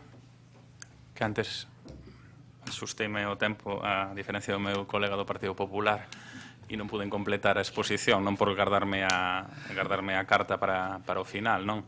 Bueno, empezo polo colega do Partido Popular que fala de sepelio, non nos poñamos dramáticos, non? Nin tanto, nin tampouco gorético, déficit cero, porque quero recordar, e volvo a recordar que no 2011 había 70 millóns de euros dun orzamento de pouco máis de 100 millóns de euros neste concello de débeda bancaria, e iso claramente era unha luz vermella, e a día de hoxe o Concello de Santiago sigue tendo unha débeda bancaria que sobrepasa os 20 millóns de euros dun orzamento que supera os 100. Eu creo que unha situación positiva, que está dentro dun marxen, que non aposta polo déficit cero. Outra cuestión é que a evolución nos leve a unha situación de déficit cero, non? Pero de momento, bueno, se no 2011 o señor Bugallo chegou a acumular 70, non infravaloremos o señor Bugallo cun mandato por diante. Quero decir, e eu non son dos que creen no déficit cero, creo que non hai ningún problema en que un concello se endebede. Outra cuestión é dentro dos límites, non? Respecto á cuestión que comentabas, a min, o segundo dos expedientes, traeme moitísimas dúbidas, non? Porque é certo que a actual lei de 2017 indica que os recursos que non son utilizados, estou a falar no mandato de investimentos financieramente sostibles, pois teñen que ir á débeda, non? Eso é verdade. Pero o que pasa é que do listado que eu solicitei á concelleira levoume varias sorpresas, que a maior parte das obras están executadas. Entón, esa cantidade ou é unha parte de das baixas na licitación ou senón que se pagaron por outras vías.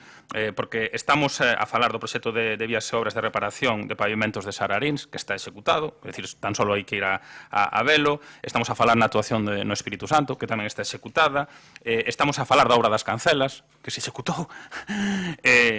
Ou unha actuación na Nacional 550. É dicir, pode haber unha parte de baixas, pode haber unha parte de que non se entregaran as facturas ou que non se fixera fronte ás facturas no ano 2018, pero é unhas obras que puiden ver e que puiden testar porque tiña interese, evidentemente, a maior parte están executadas. Entón, ou se pagaron por outras vías ou a mellor alguén, bueno, me gustaría que me dera unha explicación que non este o foro, pero pedireina, porque senón non entendo e vou a rematar que se está amortizando para a débeda cousas que xa se amortizaron, por exemplo, o ano pasado. Non entendo, non? E, polo tanto, bueno, esa é a miña dúbida en estos momentos respecto ao segundo expediente, que nos imos a facilitar igualmente. Pero sí que me sorprendeu, porque é certo que se fixe un esforzo en execución dos investimentos financieramente sostibles, é certo que nunha anualidade non poidéramos, e me atopei con obras que están finalizadas. Entón, bueno, non poño en cuestión, a mellor se pagaron por outras vías, con outros orzamentos, a mellor unha parte das baixas e outra parte tal, pero sí que quero deixar aí claro que non hubo unha aprobación de proxectos que ao final non están feitos ou quedaron a medio facer, porque non é o caso. Non é o caso. Non sei se algún, de todas maneiras a obra non queda parada, se terá que rematar e se terá que pagar por outras vías. Quero dicir, que esa é a cuestión. Nos imos a facilitar os dous expedientes e pecho cunha mensaxe. Eu creo que hai que empezar a cambiar o discurso. O Concello de Santiago ten liquidez, ten fondos, ten un backstage de proxectos importante, ten unha cantidad de necesidades, pero non é capaz de mover a maquinaria ao ritmo que moven outras administracións.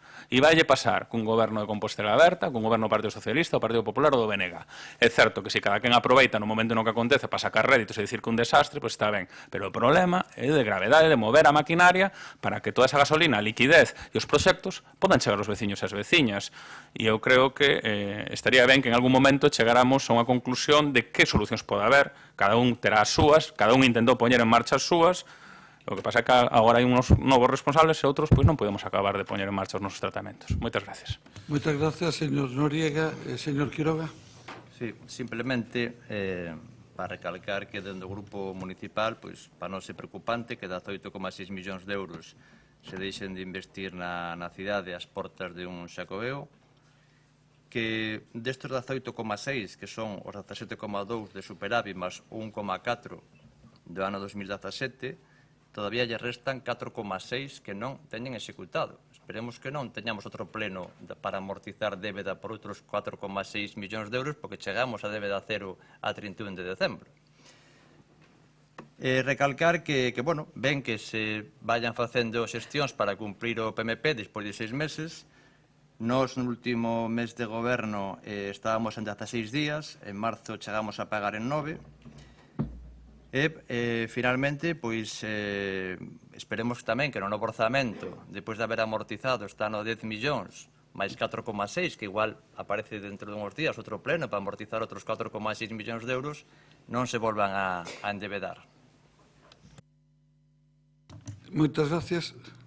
Bueno, ahora xa non lle toca, xa non ten máis turnos, pero si vou a decir algo con permiso de todos. O primeiro, agradecerles a todos a súa actitude e a súa intervención, que me parece extraordinariamente positiva. Por suposto, agradezo a Compostela Aberta e me parece entender que o bloque que vai facilitar que esta operación salga adiante, polo tanto, agradezo a eles. Non me quedou clara cal é a posición do Partido Popular, pero si agradezolle o tono e o contido da intervención.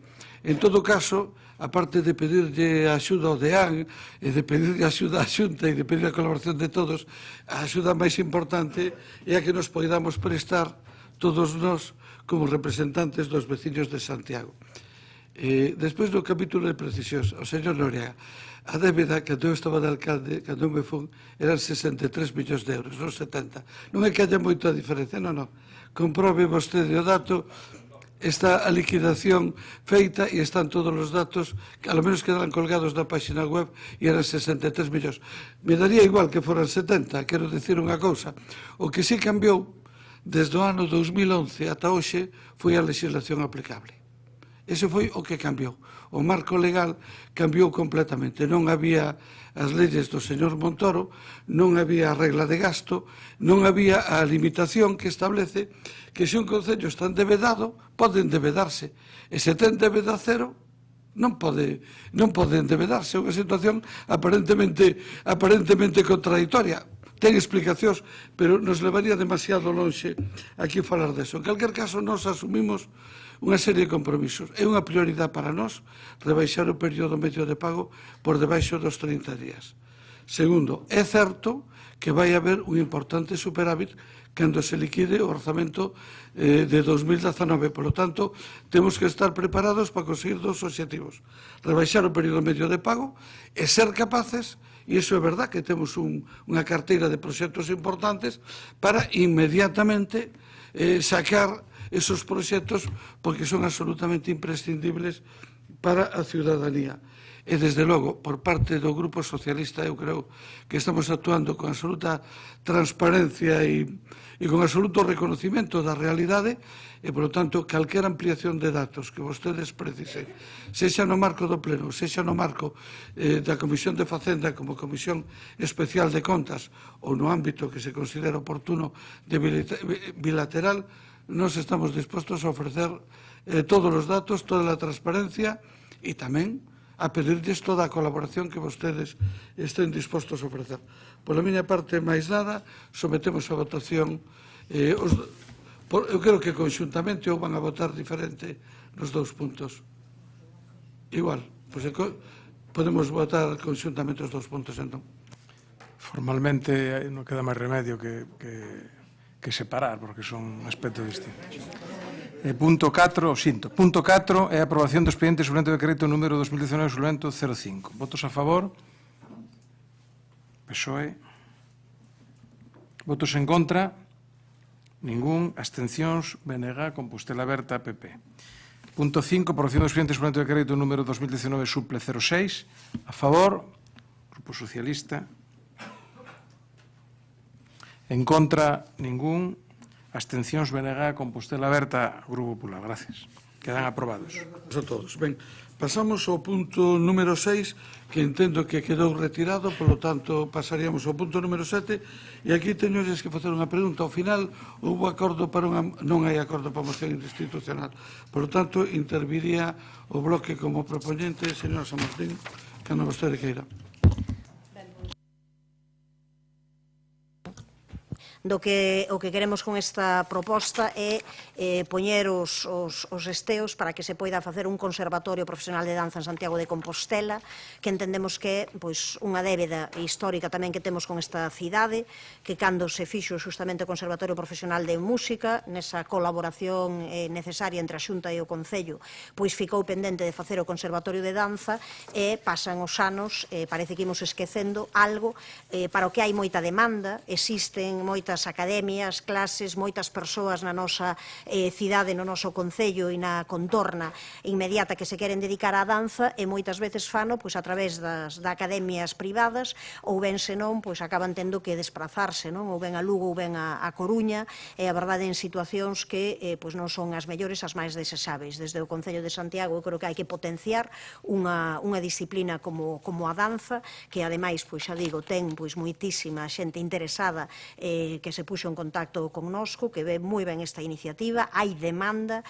pensamos, o lóxico, por tanto, é iniciar esta colaboración coa Xunta de Galiza para que se poida implantar ese Conservatorio Profesional de Danza en Santiago de Compostela.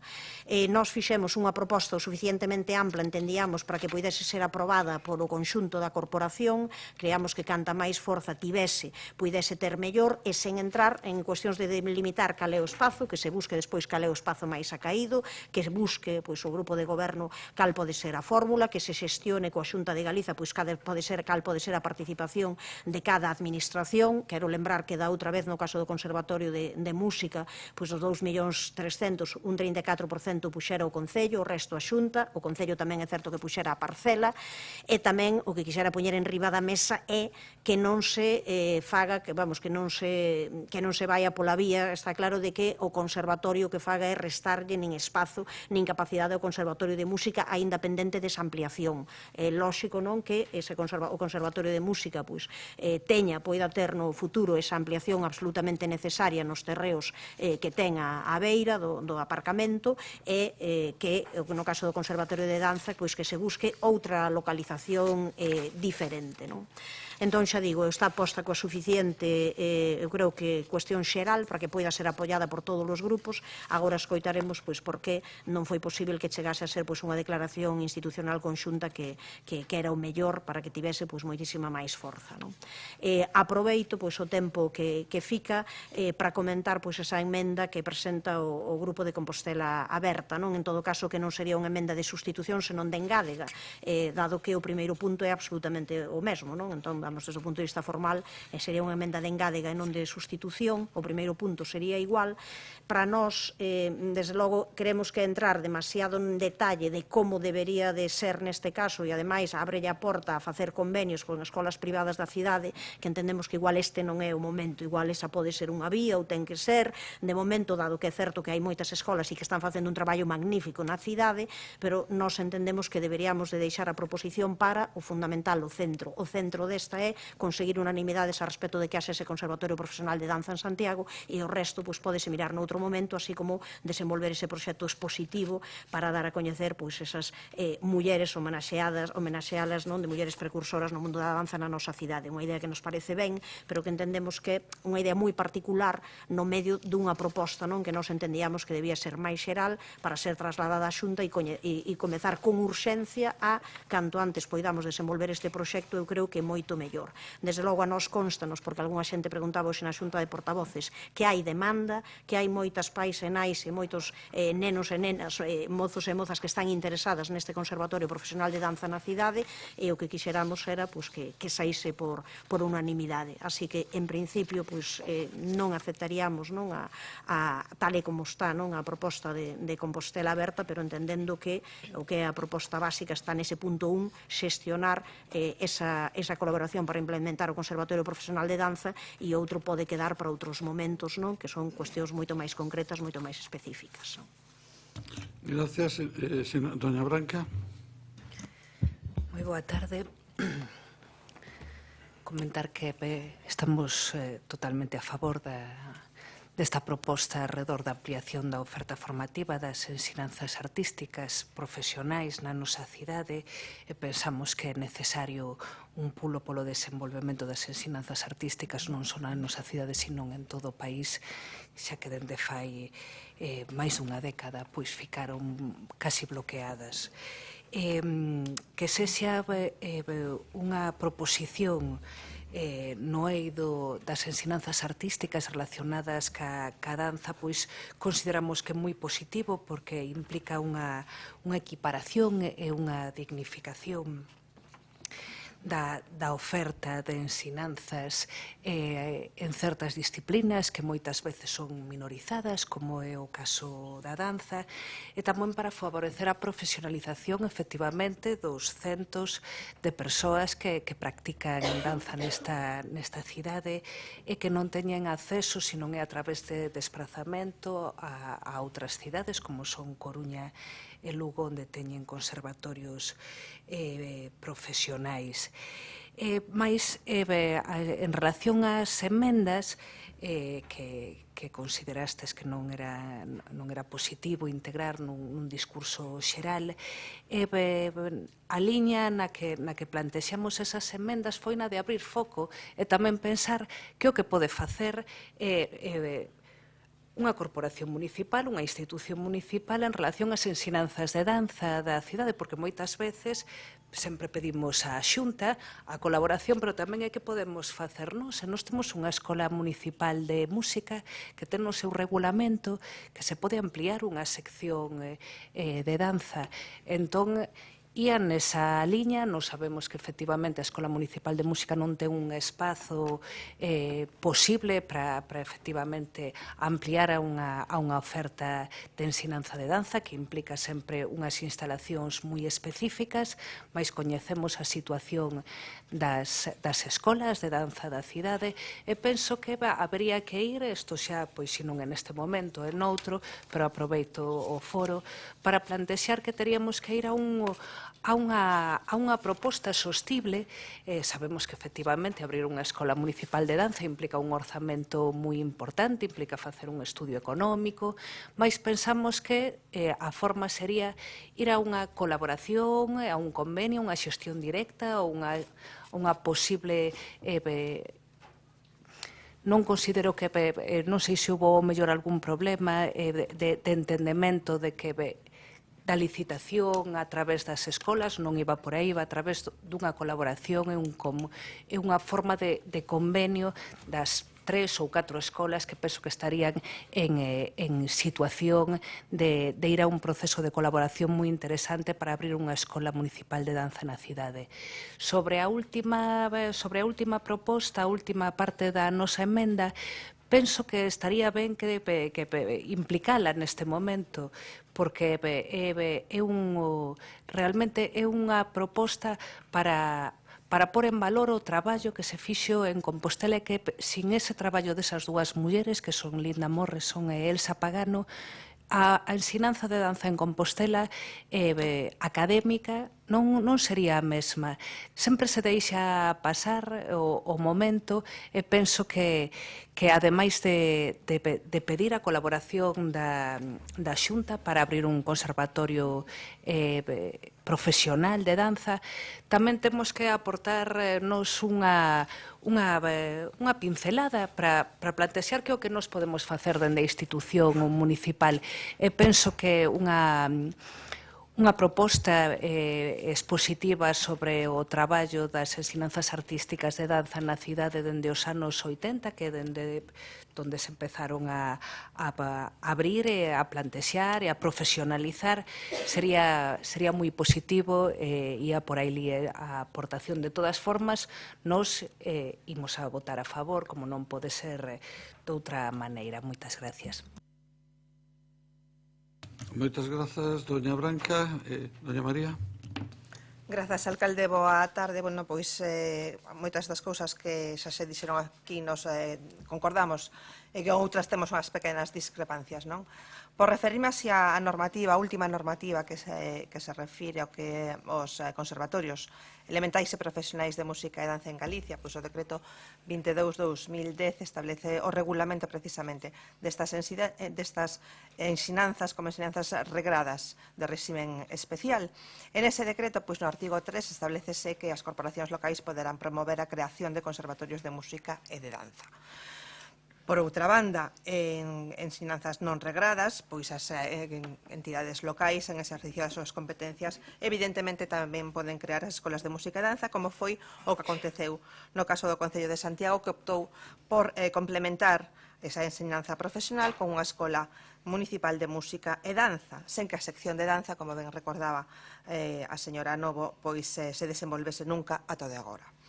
É certo que Santiago ten unha masa crítica interesada pola danza, como se demostra pois co número de entidades privadas que desenvolven esta actividade na nosa cidade. Pero iso non demostra que exista unha demanda suficiente que xustifique, a noso entender, a creación dun conservatorio profesional. Señora Samartín, vostede dice, sí, hai demanda suficiente, moita xente interesada contactou con nós. A min gustaríame que definira moita, porque moita ten que ser moita, non? Porque tenemos que lembrar que estas ensinanzas son altamente especializadas, que teñen un custe moi alto, e o noso entender hai que valorar se é asumible e rendible en termos de custe-beneficio, porque non debemos esquecer que as administraciones públicas se lles exixe a xestión eficaz e eficiente dos recursos públicos. E dito isto, O noso grupo entende que o punto 2 da emenda de Compostela Aberta pois é máis axeitada, porque realmente abrir esa sección dentro da Escola de Música sería o primeiro paso para saber se realmente hai esa demanda, como di vostede na súa moción. Pero tamén creemos que antes de seguir abrindo novos frentes, habería que consolidar e apuntalar o existente. E hoxe temos unha escola de música nunha situación crítica, caótica. E ben é certo que desta situación crítica e caótica pode sair unha oportunidade para repensar o modelo, para darlle unha volta a todo o que son as ensinanzas e a execución musical na nosa cidade, algo que nós xa demandamos o Goberno de Compostela Aberta no seu momento. Porque nós, en definitiva, somos realistas e apostamos por xestionar ben o que temos e xestionar ben os recursos públicos. Eu tamén, señora San Martín, pregolle que fagamos unha reflexión conxunta. Se cada pleno o Bloque Nacionalista Galego vai a traer unha proposta dun novo contenedor cultural que pode ser absolutamente interesante, non o nego, lle pronostico que poderase aprobar, pero tamén lle pronostico que non se vai a cumplir, porque é absolutamente imposible seguir facendo contenedores culturais por un tema de custe, evidentemente. A min tamén me parece un pouco sorprendente o interese de Compostela Aberta, non? Porque realmente, pois, se tivese ese interese en abrir unha sección de danza ou potenciar a danza, tivo 4 anos durante o seu mandato para poder facelo. E, sobre todo, lle reprocho que deixase na situación lamentable a Escola Municipal de Música e Danza. Nada máis, grazas. Moitas grazas a vostede, dona Noa Díaz. Sí, o primeiro entendo que a emenda non se acepta, non? Ben, entón... Nada, simplemente xa pouco teño que dicir. Aceptamos, quero dicir, imos votar a favor desta proposta porque nos parece absolutamente necesario. A min non me viñeron ver moitas persoas, pero teño que dicir que bastantes persoas viñeron poñerse en contacto con esta concellera para precisamente propoñerlle isto. Concellera, por certo, que é consumidora de oferta cultural, de moita danza, e que non vexo precisamente menos público que pode haber noutro tipo de proxectos culturais. Quero dicir, a danza nesta cidade creo que ten unha grandísima oferta, que ten unha boa resposta, pero ademais é que hai unha grandísima demanda, tanta que no que é o Concello de Santiago e concellos limítrofes debe haber como cerca de 20 escolas de danza, ata o punto de que hai xente de Santiago que ten que ir a concellos limítrofes para levar as súas nenas e nenos a estas clases de danza. Está justificada a demanda? Entendo que sí. Se só hai 2 conservatorios en Galicia, entendo que un terceiro non tería ningún problema. Por todo isto, decía que non me ia estender e non me quero estender. Simplemente falar de que se trata de profesionalizar unha disciplina artística cunha gran demanda na cidade me parece máis que necesario. Despois habería que ver en que termos podería ser, a ubicación e demais, pero pola nosa banda estamos absolutamente de acordo. Moitas grazas, señora Díaz. Señora San Martín. Ben, eu agradezo o apoio tanto de Compostela Aberta como do Partido Socialista. Eu quero comentar a respecto desas enmendas, que nós non é que esteamos en contra, simplemente que nos formulaba algunha dúbida facelo aquí xusto neste momento, e sobre todo o tema de especificar tanto conveniar coas escolas privadas da cidade. Era máis esa cuestión que non o de abrir a sección de danza da Escola Municipal de Música, que eso sí que vemos como algo positivo, pero tal e como aparecía especificado a través dese convenio, non sabemos se esa sería a fórmula mellor, non? A respecto do que comentaba María Antón, claro, moita pouca, os termos cuantitativos sempre son complicados de mover. Eu o que sei é que houbo nais e pais que se dirixiron a nós para solicitarnos justamente esta reclamación, e que hai xente que ao final non pode levar os seus fillos a acabar desprazándose a Lugo ou a Coruña, e que hai máis demanda, desde logo, eu estou segura, hoxe en Compostela que cando se abriu en Lugo en 2003 o conservatorio, porque moitas veces tamén que haxa unha oferta fai que haxa máis demanda e que a xente decida dar ese paso. Cando hai aquí programas de danza ao longo dos últimos anos, pois é fácil ir, existe un público, existe xente, e desde logo eu creo que tamén lle corresponden ás institucións estar a favor de fomentar a creatividade, e a mellor maneira de facelo é con colaboración interinstitucional. Claro, xa sei que o poden facer as agrupacións locais, pero unha cidade como Santiago de Compostela, co que significa nunha área, ademais, cunha contorna moi importante arredor, desde logo eu creo que é un polo que ten máis que xustificado que a Xunta neste caso apostase por. E eu sinto ben que neste caso o Partido Popular parece que en vez de pensar máis na cidade de Santiago de Compostela e na súa contorna, estea pensando en isto que significa. Claro, que haxa a Coruña e Lugo e aparte diso Santiago de Compostela, eu creo que é algo absolutamente do mínimo que se pode facer por unha, neste caso, unha disciplina artística que eu insisto, que ten moita xente afeizoada e ao final xente que o acaba deixando por imposibilidade de coller e andar en bus, en tren, en coche, indo a poder facer ensaios noutros lugares. Eu creo que é unha mágoa que isto non saia por unanimidade e que haxa unha oposición a algo que, ademais, o que se di simplemente de maneira moi xeral na moción é xestionar a colaboración necesaria para implantar ese Conservatorio Profesional de Danza en Santiago de Compostela. E a Xunta de Galiza ben podía comezar a pensar que Santiago de Compostela é a capital do país, é unha cidade universitaria, é un lugar que merece ter certas dotacións culturais. Que non se preocupe a señora Antón que non pensamos traer que haxa 50.000 contedores musicais, pero é certo que sobre este contedor, cando se abriu no seu momento o Conservatorio Profesional de Música, xa se pensou e xa se falou e xa se dixera daquela queda pendente facer o de danza. O caso que van pasando os anos e ninguén se pon nunca a facelo. Moitas grazas, señora San Martín, señora Novo Reino, señor Antón. Pois eu só quero decir unha cousa. A ver, se a concelleira basea o seu argumento e os grupos de oposición parece que tamén no número de pais e nais que levamos, porque eu tamén son usuaria, os nosos fillos e fillas, a actividade de danza está a misturar as actividades extraescolares coa profesionalización dunha disciplina.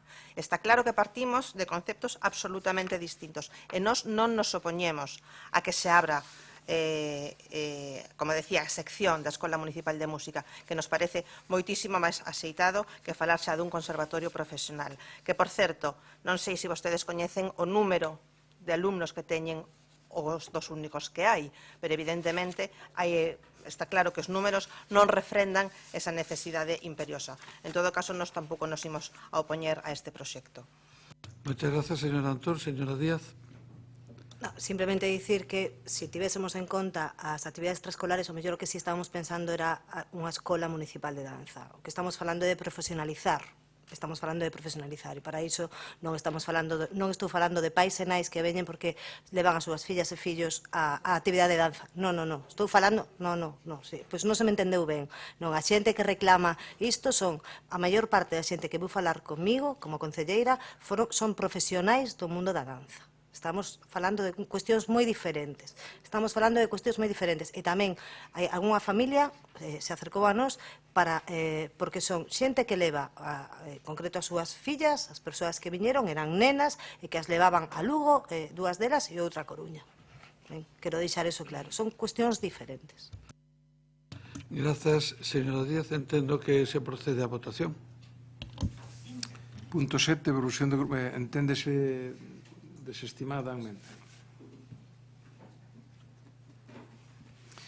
Punto 7, proposición do Grupo Municipal do BNG para a creación dun Conservatorio Profesional de Danza en Santiago de Compostela. Votos a favor? BNG, Compostela Aberta, PSOE. Votos en contra? Ningún. Abstencións? Grupo Popular. Quedaría aprobada.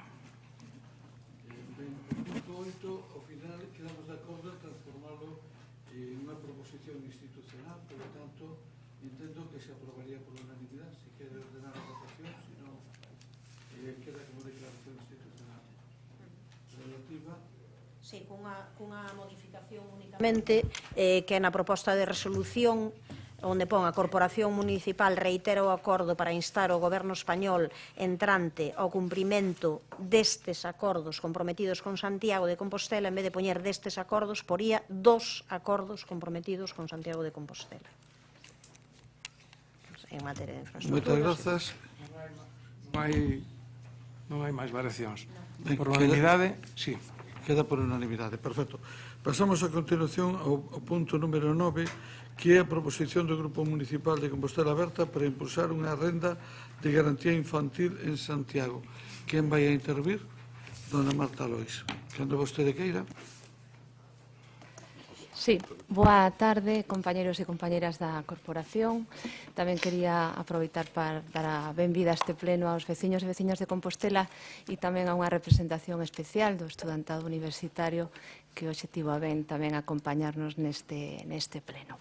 Ben, dentro do Grupo de Compostela Aberta, hoxe traemos aquí a aprobación, a someter a aprobación, unha iniciativa dunha política pública que entendemos que é necesaria, que é innovadora, que é pioneira e que ten que ver tamén moito con toda a trayectoria das políticas públicas en materia social que o Grupo de Compostela Aberta impulsou nos últimos 4 anos. Nesta breve exposición, gustaríame dividir a exposición nun pequeno recorrido sobre cales foron os esforzos que Compostela Aberta fixo en materia de políticas sociais durante os 4 anos anteriores para entender tamén a necesidade de dar un paso máis adiante e que o actual Grupo Socialista pois entenda como necesario e como urxente impulsar esta renda de garantía infantil. Tamén farei alusión a algunha da normativa que ampara esta reclamación e, en último lugar, pois tamén explicar en que consiste exactamente esta renda. Ben, como ben saben, nos últimos 4 anos o Concello de Santiago de Compostela foi realmente pioneiro nas políticas sociais porque fomos un dos primeiros concellos tamén en aprobar e incrementar, en aprobar unha ordenanza de garantía básica cidadá que nestes momentos, como sabedes, chega a 350 familias.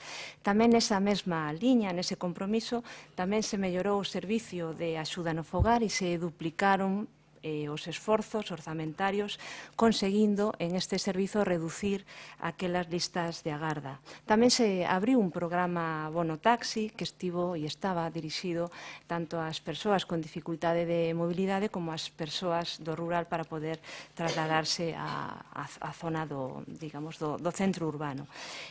Tamén se adicaron recursos aos servicios chamados os equipos de rúa da Cruz Vermella e tamén se habilitaron tres pisos con FEACE seguindo o modelo pioneiro que se chama Housing First. Pero nesta renda de garantía infantil tamén hai que prestar atención de maneira máis pormenorizada a todo o esforzo que significou ampliar, como ampliamos as bolsas comedor, como se ampliaron as axudas para material escolar e as axudas para as actividades escolares, de tal xeito que no curso académico 2018-2019, esa cifra casi chegou aos 600.000 euros, chegando a 1.165 axudas para estas prestacións. Foi un esforzo que multiplicou por 7 os escasos recursos que o Grupo Popular investira no mandato anterior. Nos referimos a eses 130.000 euros que invertiu o Partido Popular. Porque se trataba de construir unha Compostela máis social, unha Compostela máis inclusiva e accesible e, en última instancia, unha Compostela que garante dereitos sociais e, en particular, tamén das persoas máis vulnerables. Como o tempo corre, non me vou a deter agora na normativa, que sí que se sinala na propia proposición, irei máis a parte, digamos, de que consiste esta iniciativa, esta renda de garantía infantil, que fundamentalmente, como decía antes, é un paso máis, un tratar de romper tamén o círculo das políticas públicas de raigame naturalmente asistencialista e tratar de concentrar e de cohesionar e racionalizar os recursos e as axudas que chegan ás familias para que estas cheguen a tempo, para que as familias teñan un grado maior de autonomía na xestión deses recursos e, en última instancia, tamén para que ningún neno ou nena, ningún fillo ou filla de familias con recursos escasos, precisamente por eses recursos socioeconómicos escasos, teña que quedarse atrás. Trátase dunhos ingresos que permitan garantir dereitos básicos de alimentación, de escolarización, pero tamén de participación social, de elección na participación cultural e deportiva e, en definitiva, capacidades para poder desenvolverse e crecer nunha sociedade. Polo tanto, é unha renda que busca engadir non solamente valor individual, recursos individuais, sino valor social. Unha última dos elementos importantes é que todo este proceso de reorganización, de concentración, axilizaría os procesos administrativos e iría acompañado tamén do persoal técnico da área social. En todo momento as familias poderían contar co seu apoio.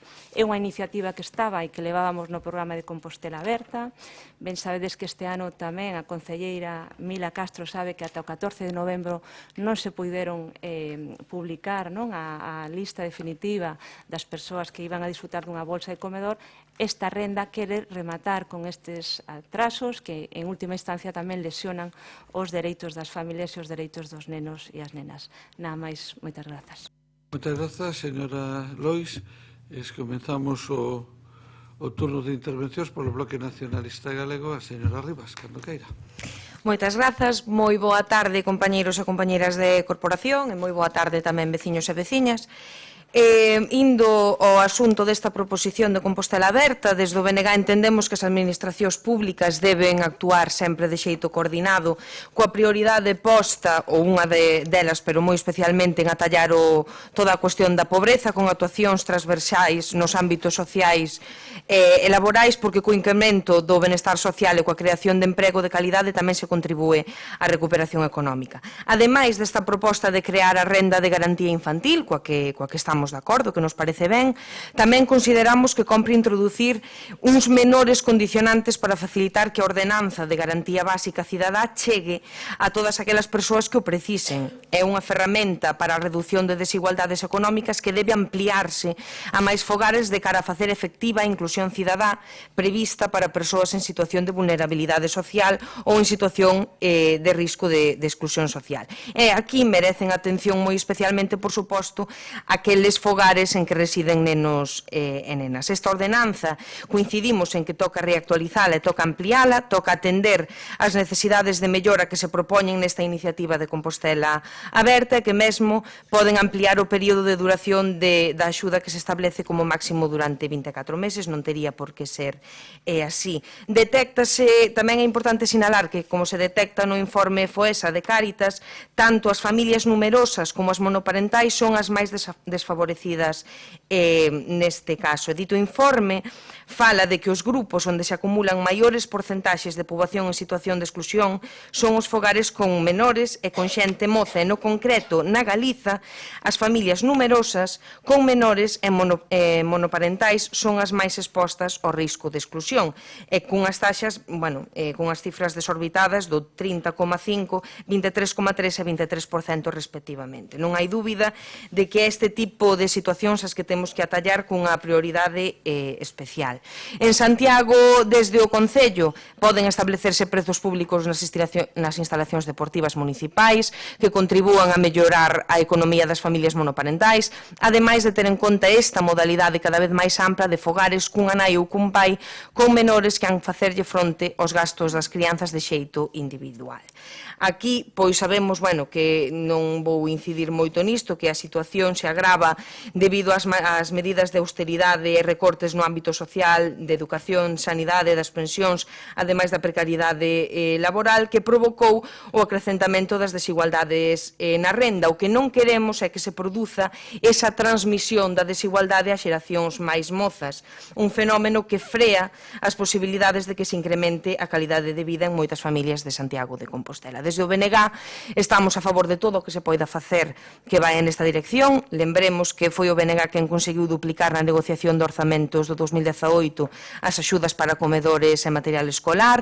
Outras ideas que van tamén nesta liña de favorecer e atender a situación de nenos e nenas podemos atopalas noutros concellos como en Rianxo. En Rianxo o modelo de axudas non só contempla a adquisición de libros e material escolar, senón que tamén ofrece un vale por importe de 75 euros por neno neste caso para a compra de roupa e material deportivo no comercio local, de maneira que aquí asegurámonos de que este importe repercute directamente nos nenos e nenas, na vestimenta neste caso, e outro tipo de material, e que tamén reverte no comercio local. Así, un pouco para sinalar algunha outra alternativa que se pode levar nesta liña. En calquera caso, é vital que desde o Concello se impulsen medidas para que todas as persoas, e nomeadamente nenas e nenos, poidan ter un nivel de vida adecuado e que se lle asegure, así como a súa familia, a saúde e o benestar.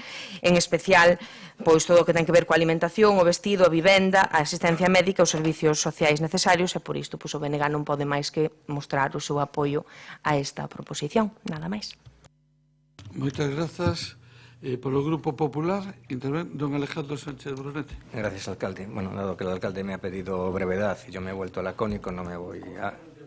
No, bueno, No, porque pero este último punto, antes de facer unha interrupción, así que temos hasta 7:30 para tratalo, por lo tanto... Bueno, pero yo me estoy volviendo lacónico, entonces no me voy a extender mucho. Claro, decía la señora Lois, o recapitulaba ella los supuestos esfuerzos de Compostela Berta en materia social. Sí, hubo grandes esfuerzos. Por ejemplo, nosotros dejamos el último año una ordenanza de garantía social denominada Santiago Suma, y un gran esfuerzo pues se convirtió en el Compostela Mais. Fue un gran esfuerzo denominativo, poco más, ¿no? Fue un gran esfuerzo también mantener durante 8 meses el servicio de ayuda en el hogar con un contrato caducado y sin prorrogarlo por motivos que nunca se llegaron a aclarar. O fue pues efectivamente un gran esfuerzo pues asumir una propuesta del Grupo Popular, que fue la de la creación del bono taxi, y conseguir pues en una gestión muy peculiar pues que solamente hubiera 3 solicitantes o 3 beneficiarios a lo largo del año. Es cierto, porque hay que ser justos, que sí incrementaron lo que son las cuantías de los comedores escolares, y eso no se lo voy a negar.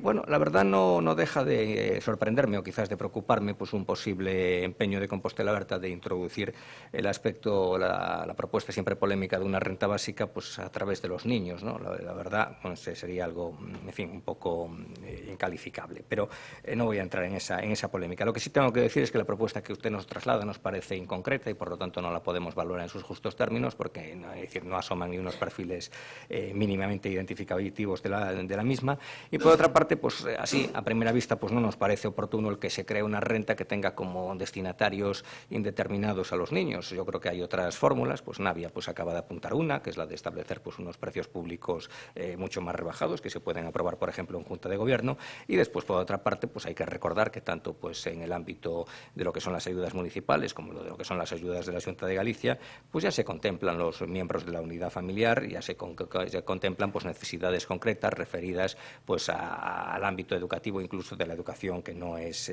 obligatoria. No solamente, como digo, las ayudas municipales, sino que está pues todo el catálogo de las ayudas sociales de la Xunta de Galicia, que no voy a reproducir aquí por motivos de brevedad, algunas de las cuales, por cierto, ni siquiera han sido solicitadas por el Ayuntamiento durante el último ejercicio. A la vista de todo ello y de las dudas y de algo más de las dudas que esto nos plantea, pues nos vamos a abstener. Nada más, gracias. Moitas grazas. Doña Mila Castro. Grazas, señor alcalde. Moi boa tarde, compañeiras e compañeiros de corporación, e tamén aos veciños e as veciñas que hoxe nos acompañaron aquí, aínda os que están aquí con nos. Ben, efectivamente, o deseño e implementación de políticas sociais son o piar básico para calquera goberno que traballe a prol dos veciños, en concreto da nosa cidade. Tamén eu vou facer un percorrido, como fixo a señora Lois, polo que se fixo ata agora e o que este goberno ten pensado facer.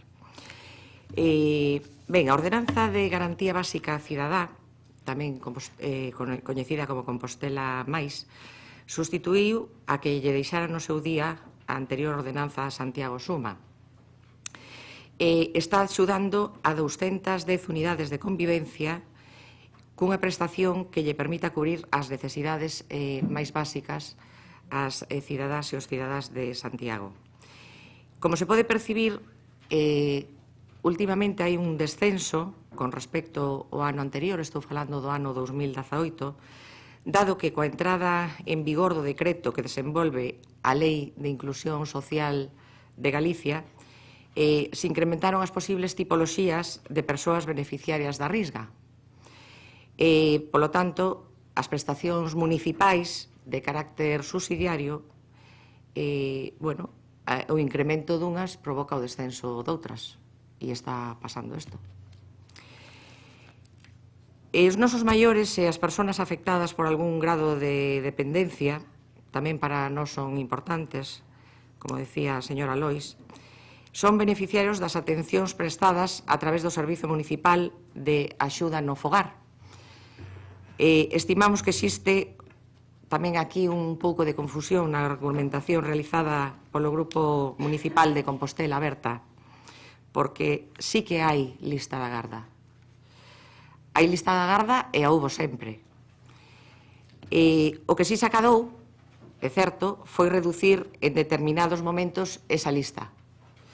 Non debemos esquecer que todas as semanas o que ocorre é que a Xunta de Galicia incorpora ao Servicio de Axuda no Fogar novas persoas que se recoñece un certo grado de dependencia e, polo tanto, esa lista nin se reduciu, o sea, esa lista nunca quedou vacía, nin antes, nin agora, nin vai quedar nunca, porque todas as semanas estánse incorporando persoas aí.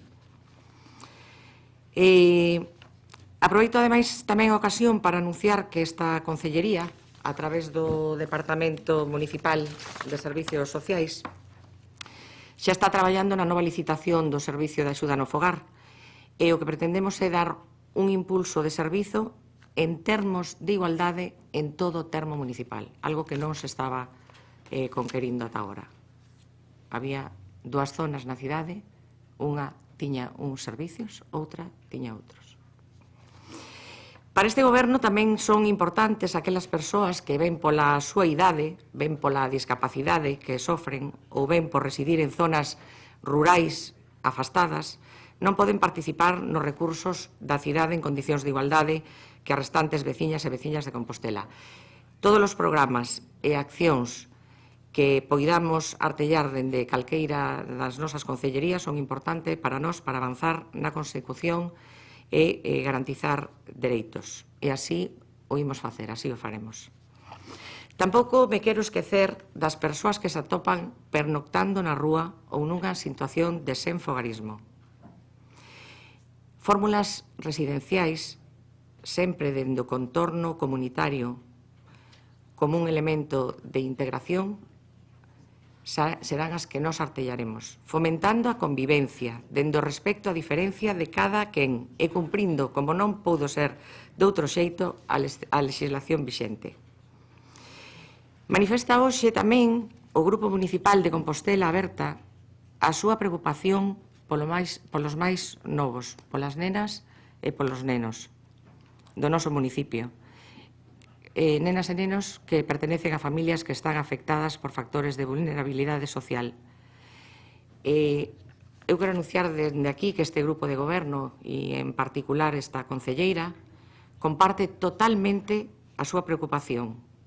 Non debemos esquecer que a legislación estatal e autonómica de dereito civil de Galicia e a Lei de Apoio das Familias e a Convivencia en materia de protección de menores obríganos a todos os concellos a artellar medidas e programas para intervir naqueles casos que se poden tipificar como de risco social. Pero tamén é xusto dicir, como non podería ser de outra maneira, que as nenas e os nenos do noso municipio beneficianse das prestacións económicas das que son titulares os seus proxenitores, ben sexan de carácter autonómico, ben sexan de carácter municipal. Estas tómanse en ocasións insuficientes, é certo, eu comparto eso, polo que compre ou ben mudalas ou ben complementalas con recursos específicos para a súa atención e o seu benestar. E entonces aí temos o programa de bolsas municipais, de comedor escolar, actividades extraescolares e material escolar. Programa que tivo e ten un impulso anual traducido en maior orzamento e en maior número de persoas beneficiarias que compre seguir impulsando no futuro. E eu aseguro que o faremos. Xa remato a primeira intervención e deixo para a segunda. Non só que vamos garantir desde aquí, o que estamos garantindo desde aquí, e quero deixalo ben claro, é que ningunha familia das presentadas que reúnan os requisitos para ser beneficiarias destas axudas van a quedar excluídas. Interveño na segunda intervención. Perdón, gracias. Está ben, non pasa nada. Señora Lois, cando vostede queira. Bueno, moi brevemente, comenzo agradecendo... Si quere, non ten que ser tan brevemente. Cantos minutos son? 4 minutos? Son 3, pero se necesita algo máis non se preocupe. Comenzo agradecendo o apoio explícito que o Grupo Nacionalista amosou respecto a esta iniciativa de Compostela Aberta e meténdome un pouco máis nas razóns esgrimidas tanto polo Grupo Socialista como o Partido Popular, pois entendo que aquí de fondo hai unha ausencia de compromiso político e os compromisos políticos se reflicten con recursos. Entón, o Partido Popular eu creo que aquí xa deixou claro coa súa política anterior cal era a vontade política, era ter recursos residuais para este tipo de axudas. No caso do Grupo Socialista, bueno, pois aquí a concelleira Mila Castro, por unha banda, fixo toda unha listaxe, unha valoración pormenorizada daquelas axudas que se estaban otorgando e cales non. Creo que, si tiven ocasión de explicarme ben, a renda de garantía infantil o que busca tamén é sacar as familias de todos eses laberintos e de todas esas odiseas burocráticas que levan a que estemos a finais de ano e moitas destas familias en situación de vulnerabilidade non teñan todavía os recursos da bolsa de comedor, non teñan todavía os recursos das bolsas de actividades escolares, non teñan todavía os recursos das bolsas para material escolar. Por qué? Porque un grado de diferenciación social en calquer lugar ten que ver con eso. A posibilidade de ir ou non ir a unha actividade escolar, a posibilidade de ter recursos económicos para matricular a un neno ou unha nena nunha actividade deportiva, cultural ou social. Vamos a continuar con estas políticas asistencialistas que levan as familias a peregrinar unha e outra vez porque falta un papel, porque falta un permiso, porque falta un comprobante. Eu estou convencida que a concelleira Mila Castro entende perfectamente isto, que lle gustaría resolvelo. E para iso hai que ser valente políticamente. Hai que dar un paso adiante, hai que apostar por unha ferramenta de política pública transformadora que poña as familias e os nenos no centro. E é un debate político. O Partido Popular xa sei que non lle interesa, pero estou segura que o Partido Socialista, así o levaba tamén no seu programa no 2016, levaba unha proposta sobre unhas axudas, unhas ordenanzas similares. Non teño ahora aquí xusto a indicación, pero estou segura de que esta renda encaixa nese modelo social. Non queren, remitímonos a informes, remitímonos a datos, pero hai que apostar, e así o fai Compostela Aberta, por a reducción das diferencias educativas e culturais de clase tamén nesta cidade, neste municipio. Hai que romper con todo ese pronóstico, con esa determinación de que o feito de nacer nunha familia outra determine o futuro para os nenos e nenos de Compostela. E por eso apostamos por isto, como apostamos por multiplicar por 7 e por duplicar tamén as axudas no fogar. Creo que isto, como decía antes, é unha aposta de compromiso político por unha ferramenta con valor social e, polo tanto, Compostela se vai a quedar atrás se sigue na senda de otorgar bolsas e axudas que chegan tarde, que chegan cando moitas familias xa deciden antes non solicitalas porque son realmente deficitarias. Grazas. Moitas grazas a vostede, señora Lois. Non intervén o bloque, polo Partido Popular vai intervir. Simplemente para decir que no entendemos lo que está solicitando Compostela Aberta, porque no sabemos si lo que está solicitando es una transferencia de rentas incondicionada a los niños, no sabemos lo que solicita, lógicamente si lo que solicita pues es un incremento de las ayudas, digamos, regladas y de lo que son las bolsas de comedoras, pues encontrará lógicamente nuestro apoyo, pero es que no sabemos, señora Lois, porque eso no se perfila, no se identifica en la moción. Moitas grazas, señor Sánchez Brunete. Gracias, señor alcalde. Bueno, serei máis breve, bastante máis breve que na primeira. Eu entendo que a señora Lois me entenda, porque foron 4 anos de becas que tamén chegaban tarde, que non se pagaban hasta noviembre, diciembre, cando coincidía, vale? Eu, dende logo, dende aquí, asumo o compromiso de que artellaremos unha fórmula, en eso estamos, para que o próximo ano isto non suceda. Aínda así, este ano, teño que decir que o esforzo dos técnicos e do persoal de servicios sociais foi dunha axilidade total. Sí que é certo que había uns prazos que había que cumprir, as entidades e as empresas tiñan uns prazos para xustificar. Acordarémonos dentro dun ano, eu comprométome dende aquí a que eso vai mellorar o próximo ano. De todos os xeitos, eu non quería rematar a miña intervención sin decir que nós estamos convencidos que dende aquí deben artellar os recursos que corresponden para garantir a cobertura das necesidades básicas dos máis novos. Pero claro, nós queremos que os recursos que lle damos aos máis novos vayan adicados a ese fin. Eu non teño a seguridade para onde van os recursos dos máis novos se eu promovo unha renda, bueno, que tampouco se especifica moito en que términos. Sin embargo, se eu teño unhas boas bolsas de comedor, de actividades extraescolares, eu sei que eses cartos van adicados a eso. De todos os xeitos, para nós non se trata de establecer novas prestacións, senón reforzar, xa digo, as que existen, ou reformularlas, se é preciso. Eu, ano que ven, insisto que intentarei mellorar nesto. O que sí quero é garantizar que vayan destinados só ao fin para o cal son concedidas. Eu creo que se non velásemos por este cumprimento sería non xestionar, por un lado, responsablemente os fondos públicos e xogar de alguna maneira coas verdadeiras necesidades que teñen os nenos e as nenas. Estamos no inicio do mandato dunha nova andaina. Vamos a seguir construindo ao longo destes 4 anos para contribuir á mellora de calidade de vida, pero dentro desas medidas, das medidas que ten previstas este equipo de goberno, agora non temos contemplado o establecemento dunha renda infantil que é a que solicita Compostela Aberta. Por iso, nos imos votar en contra desta proposición. Gracias. Moitas grazas. Señor secretario, ordena a votación. Punto número 9, proposición do Grupo Municipal de Compostela Aberta para impulsar unha renda de garantía infantil en Santiago de Compostela. Votos a favor. PNG, Compostela Aberta. Votos en contra. PSOE. Abstención. Grupo Popular. Quedaría rexeitada. Ben, agora tocaría debatir o punto 9, que é a proposición que formulou o Partido Popular. Eu non sei se ao final hai acordo ou non hai acordo. Se hai acordo podemos resolvelo, se non teríamos que deixalo para a volta. En principio, sí, nos estaríamos a favor de un acordo con algunha matización que comentamos antes do pleno.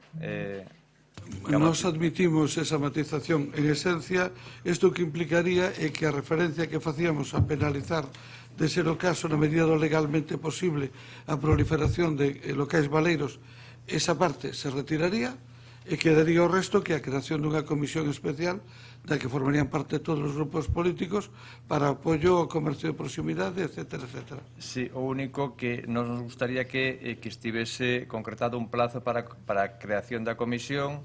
Xaneiro. Xaneiro, porque ahora entramos en Navidades. É un plazo de finalización dos traballos. Eso xa dependerá do traballo da comisión. En todo caso, para nós, o razonable sería rematalos en xunio co objetivo de que as conclusións se poderan incorporar nas ordenanzas fiscales do ano que ven. Que? Constituíla en xaneiro e rematalo en xunio. Estamos de acordo, todos os grupos. Sí, pero faciliten ya a vida por o señor secretario antes do... Sí, o señor secretario ya damos ahora mismo. Hai enmenda, paso eu como queda. No, pero é que se borra o último párrafo. É penalizar, efectivamente, Goretti. Desde penalizar se retira. Ok. Entón, suspendemos a sesión temporalmente, atendemos a recepción. Perdón, unanimidade, non? Sí. E entendemos que en torno ás 8, en canto remate o acto, nos reincorporamos. Moitas grazas a todas e a todos.